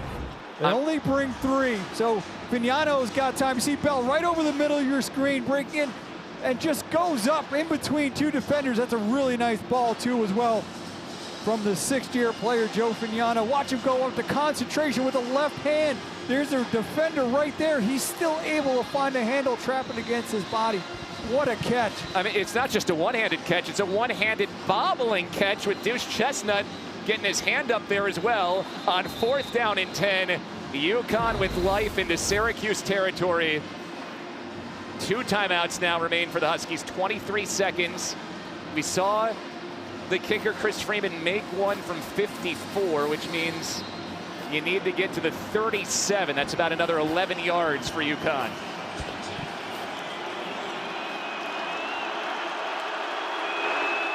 Four-man rush.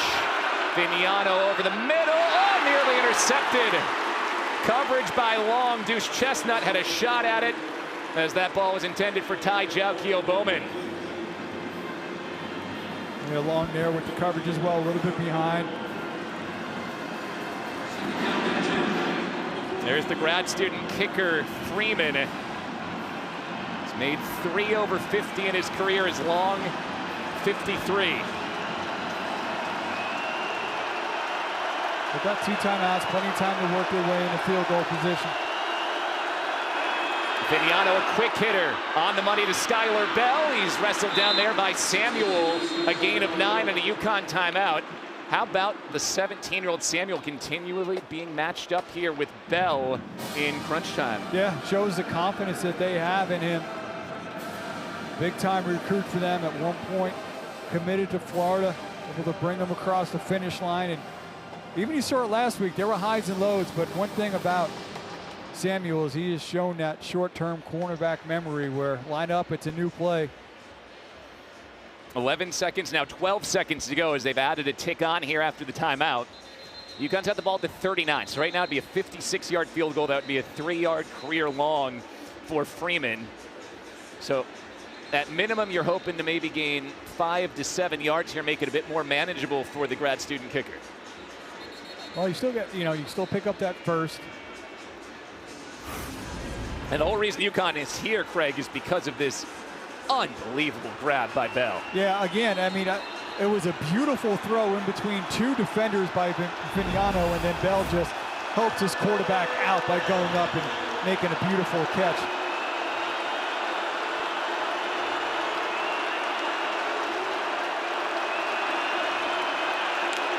Third and 1.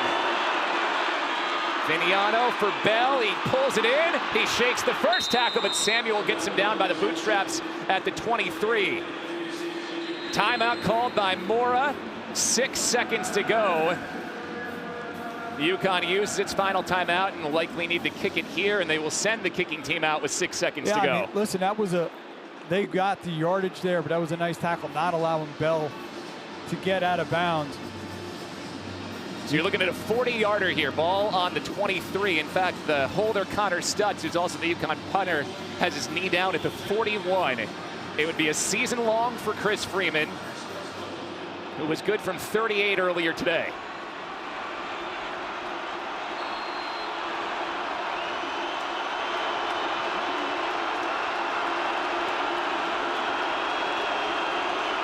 Freeman trying to send this game to overtime. Snap is good. Kick is good. Put it inside the right upright, and this game is tied with a second to go. Good poise by Stutzman, too. He bobbled that snap a little bit, recontrolled it, got it down. And Bell, we said we got to know where number 1 is. Made 2 key plays on that drive. One to keep it alive with that 4th down catch, and then that one right before the kick. They put it in a more manageable kicking situation, and Freeman delivers. So Syracuse was down 17-6 with about 6 minutes to go in this game. Scored 2 touchdowns to build a 20-17 lead with just 42 seconds to go. UConn converts on 4th and 10, gets into field goal range. Freeman comes through, and barring something bonkers on this kickoff play, we're headed to overtime.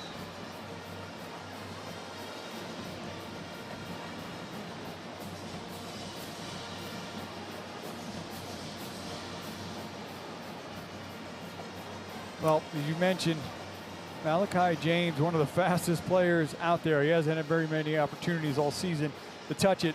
You said it's not a matter of if when. Does he get an opportunity, Bill? That's what he told the reporters a couple of weeks ago. This kid ran a 10-1 100 meters in New Jersey last year, set the state record at the high school level. That being said, Freeman's been pretty good at kicking touchbacks all season long. And he hammers this one, so he'll kick the touchback as well. You'd imagine Syracuse will sit on the ball, take the knee, and take this one to the extra session. Yeah, I mean, listen, to be in this situation, if you're Syracuse with the previous probably 57 minutes. Yeah, you would have signed up for it any time in the last 3 hours until about 15 minutes ago.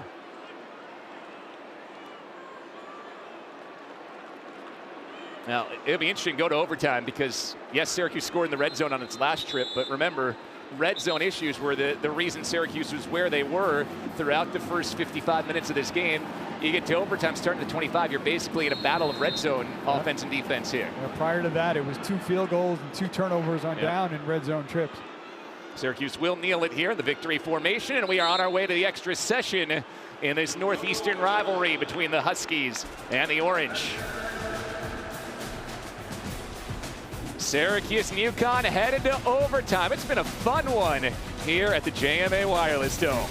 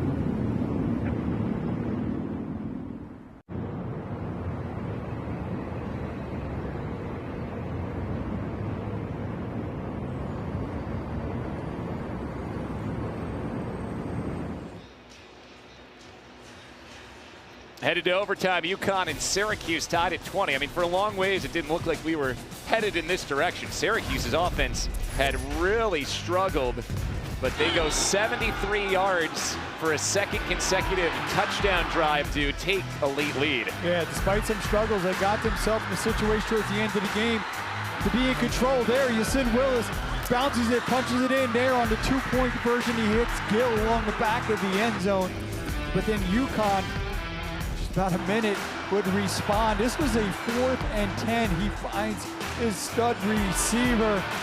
Skylar Bell hit him again, but a nice tackle by the freshman Samuel to force him to have to try for the field goal to tie it. Freeman hits it.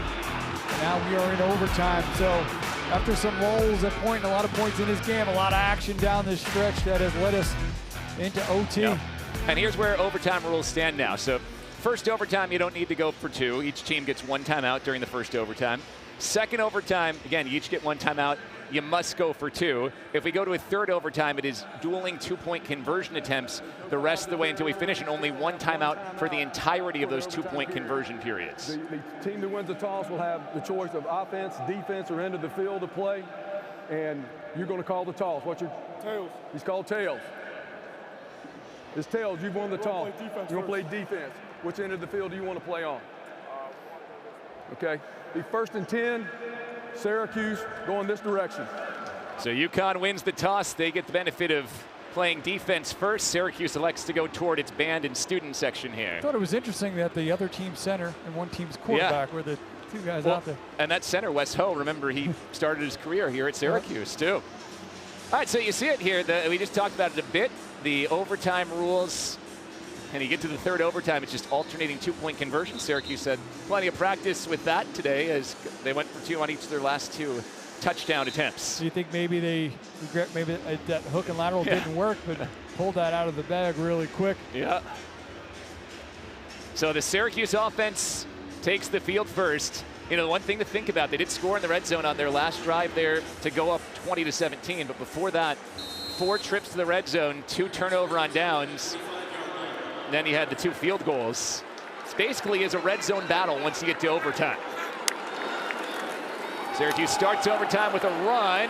Not much there for Nixon, who tries to push the pile, but is stood up. Stephon Wright, who was down on the field a bit earlier, injured, back in the game and makes the tackle. Yeah, him, Vincent Carroll Jackson also all in there. See number 55, number 92 in your screen. Those 2 big men not giving up any ground. You know, if you're Syracuse here too, you're still not super confident in your field goal kicking game. Trip Woody, new kicker, made a couple shorter ones, missed a longer one. UConn just saw its kicker make a big kick. You don't want to leave it to special teams here. Second down, Angeli to the air. Hits Nixon over the middle, cuts it back and gets the first down. A 10-yard gain as Nixon alertly picked his spot to fall forward. Yeah, just a good job again. You see the poise from Angeli kind of going through his progressions, ultimately checking it down to Nixon, getting the first down. It's a 4-man rush by UConn. They do a nice job picking it up, comes right down underneath to Nixon. Sends Angeli over 400 yards passing. He's thrown for 404 yards today. Play action, gets it out to Jonte Cook. It's well blocked. Cook cuts it back inside the 10. Syracuse takes 7 yards on first down. 2nd and 3. Lee Millette, the safety, on the tackle. They're blocking out the edge, but UConn did a nice job just holding their ground. Be forced to cut it back inside, making the tackle. Syracuse going quickly. Right back to Nixon. Tries to slither in a small gap. And he's down just shy of the first down marker. It'll be 3rd and less than a yard. Ben Smiley, the defensive end, makes the tackle. Remember we started the game down here. It was a 4th and 2, and they got stuffed. Can they pick up the first here? 3rd and 1. Syracuse to the air for Ross Simmons along the sideline. Touchdown! What a grab! Justice Ross Simmons. Syracuse scores in overtime.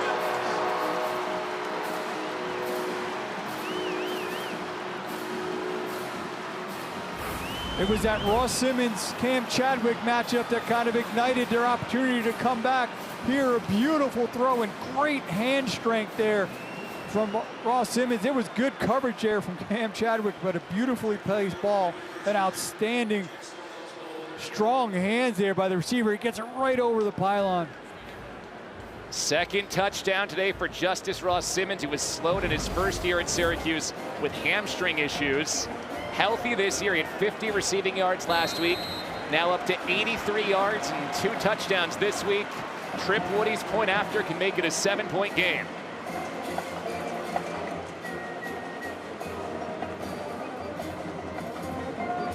And Woody delivers. So Syracuse scores to open up overtime. You mentioned the strong hands. That is a heck of a grab by Ross Simmons. Angeli puts it where only his receiver can get it, and he does that. Watch the way he extends, holding on to the ball. He's bringing it to his chest. It gets over the goal line, controls it all the way down to the ground. Wow, great play there from the senior. And again, a nice throw from Angeli. Very slow start to this game for Steve Angeli, but now he's thrown for 417 yards and 2 touchdowns. And as you said, that throw was only where Ross Simmons could get to it. And again, I was just impressed with the way he controlled it. Chadwick was there. 2 big plays in this fourth quarter by the senior wide receiver. Well, UConn delivered when it needed to right at the end of the fourth quarter. Now the Huskies must score.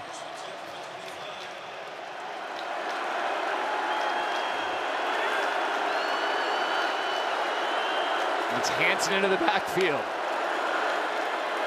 Edwards on the first down run is going nowhere. Tank Wilson bear hugged him. It's a loss of 1. He was helped off the field a bit ago. He's looking pretty good now. The big man, Tank, just crushing everything in his path down here. You see him against his zone, the way he works, maintaining leverage, just working right down the line. Syracuse defense coordinator said against that zone, you got to be in your gap, die in your gap. That's what Tank Wilson did all the way to make that play. 2nd and 11. It's a play action pass. Vignano airing it toward the end zone. Incomplete. Cornell Perry on the coverage of Alex Honig. Likely an uncatchable ball. Man, I don't even know. Devin Grant, such a big part of this defense, has not been in there. Cornell Perry stepping in into that role, doing a nice job there in coverage. And again, it's one thing about Syracuse last year. Every time they lost, they responded in the next week with a win. That looked like a tall order a couple hours ago. 2 downs away from getting it done here. UConn needs the 15 for a first down. Vignano looking for Bell in the end zone. Incomplete, but a flag. Davian Kerr was there on the coverage, and the flag comes out, pass interference. Pass interference, defense, number 10, 15-yard penalty, automatic first down. It was right in front of the field judge, Michael Hall, who immediately threw the flag. Yeah, always a tall order working. You see, working, trying to find, but you see how he keeps pushing, and then as he goes up, never tries to find the ball, just keep kind of leaning and pushing against the talented senior. He looks back once, but then as the ball is up in the air, he just keeps pushing on Bell. And you know, in this situation, in a must, they're going to try to find a way to get it to their playmaker. It's not a completion, but he does draw the penalty. Half the distance to the goal. Penalty puts the ball on the 11. Thrown underneath and missed. Juice Vereen, 2nd and 10.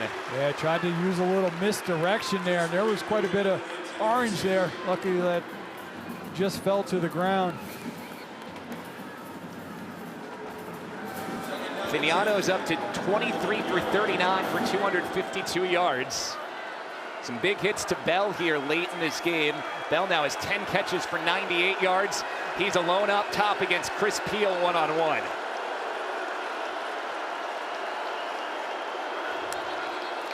We got whistles and a timeout.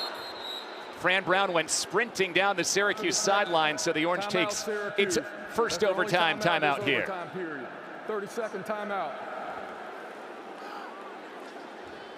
And Fran Brown immediately goes to his veteran linebacker, Derek McDonald there. Yeah, there's a little bit of confusion in the secondary. You can see, too, is number 2, Juice Chestnut, who was on the far side coming up. There was a little bit miscommunication on the alignment, obviously, with a chance to kind of seal this game, wanting to make sure. You're going to watch number 2 working at safety, coming down, trying to push the, and then they had the 12 as well. The defender comes off, so.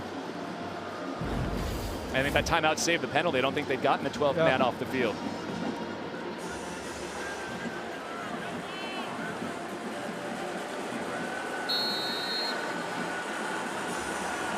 Gordon Samus pulling the strings for UConn, the offensive coordinator, before a 2nd and 10.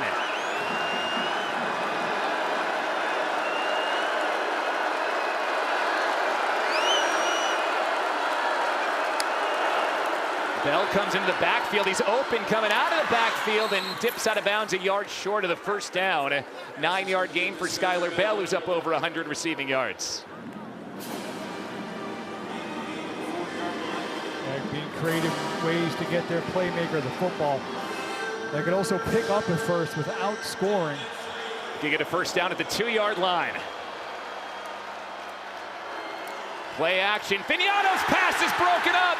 Antoine Delorier, the freshman linebacker, soars in, and the game comes down to a 4th and 3.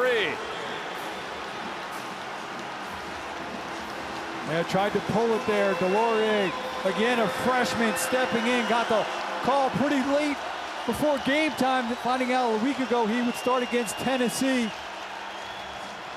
Here in that starting position, making a big play here late in this game. You mentioned huge 4th down here.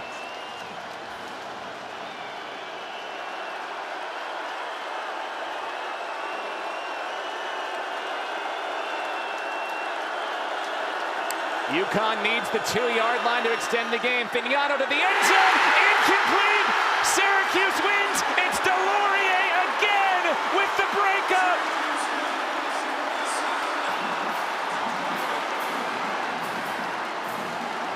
Syracuse comes back from 11 points down late in the 4th to get to 1-1, and it's one of those stud freshmen bouncing back, making the 2 key late plays. Yeah, I mean, you watch that Tennessee game, he got this start, and at times you could see eye-wise and the mind racing.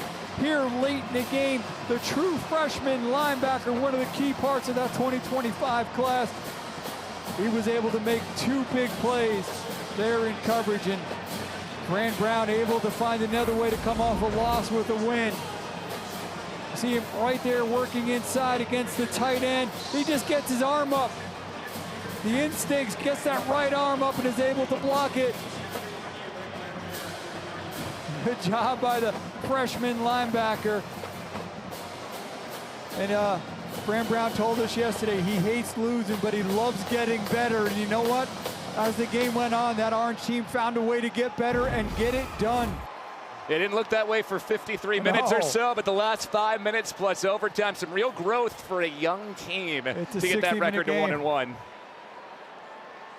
Grant Brown talking to Skylar Bell. Now you see the dejection from UConn. This could have been a really big win for their program. They've got 2 more shots against ACC teams this regular season. For Syracuse, you look at those last few minutes, you know, 0-2 with the schedule they have would have been a really hard hole to dig out. Now you got Colgate next week, and you can really start to build some momentum before Clemson. And there's a lot to clean up. Yep. But the thing about it is, Bill, it's always better to make corrections and get better coming off a win. Syracuse comes from behind, moves to 1-1, taking down UConn 27-20 in overtime at the Dome. For Craig Halbert and our entire crew, Bill Spalding saying so long from Syracuse, New York, where the Orange are winners by the score of 27-20. This has been a presentation of ESPN.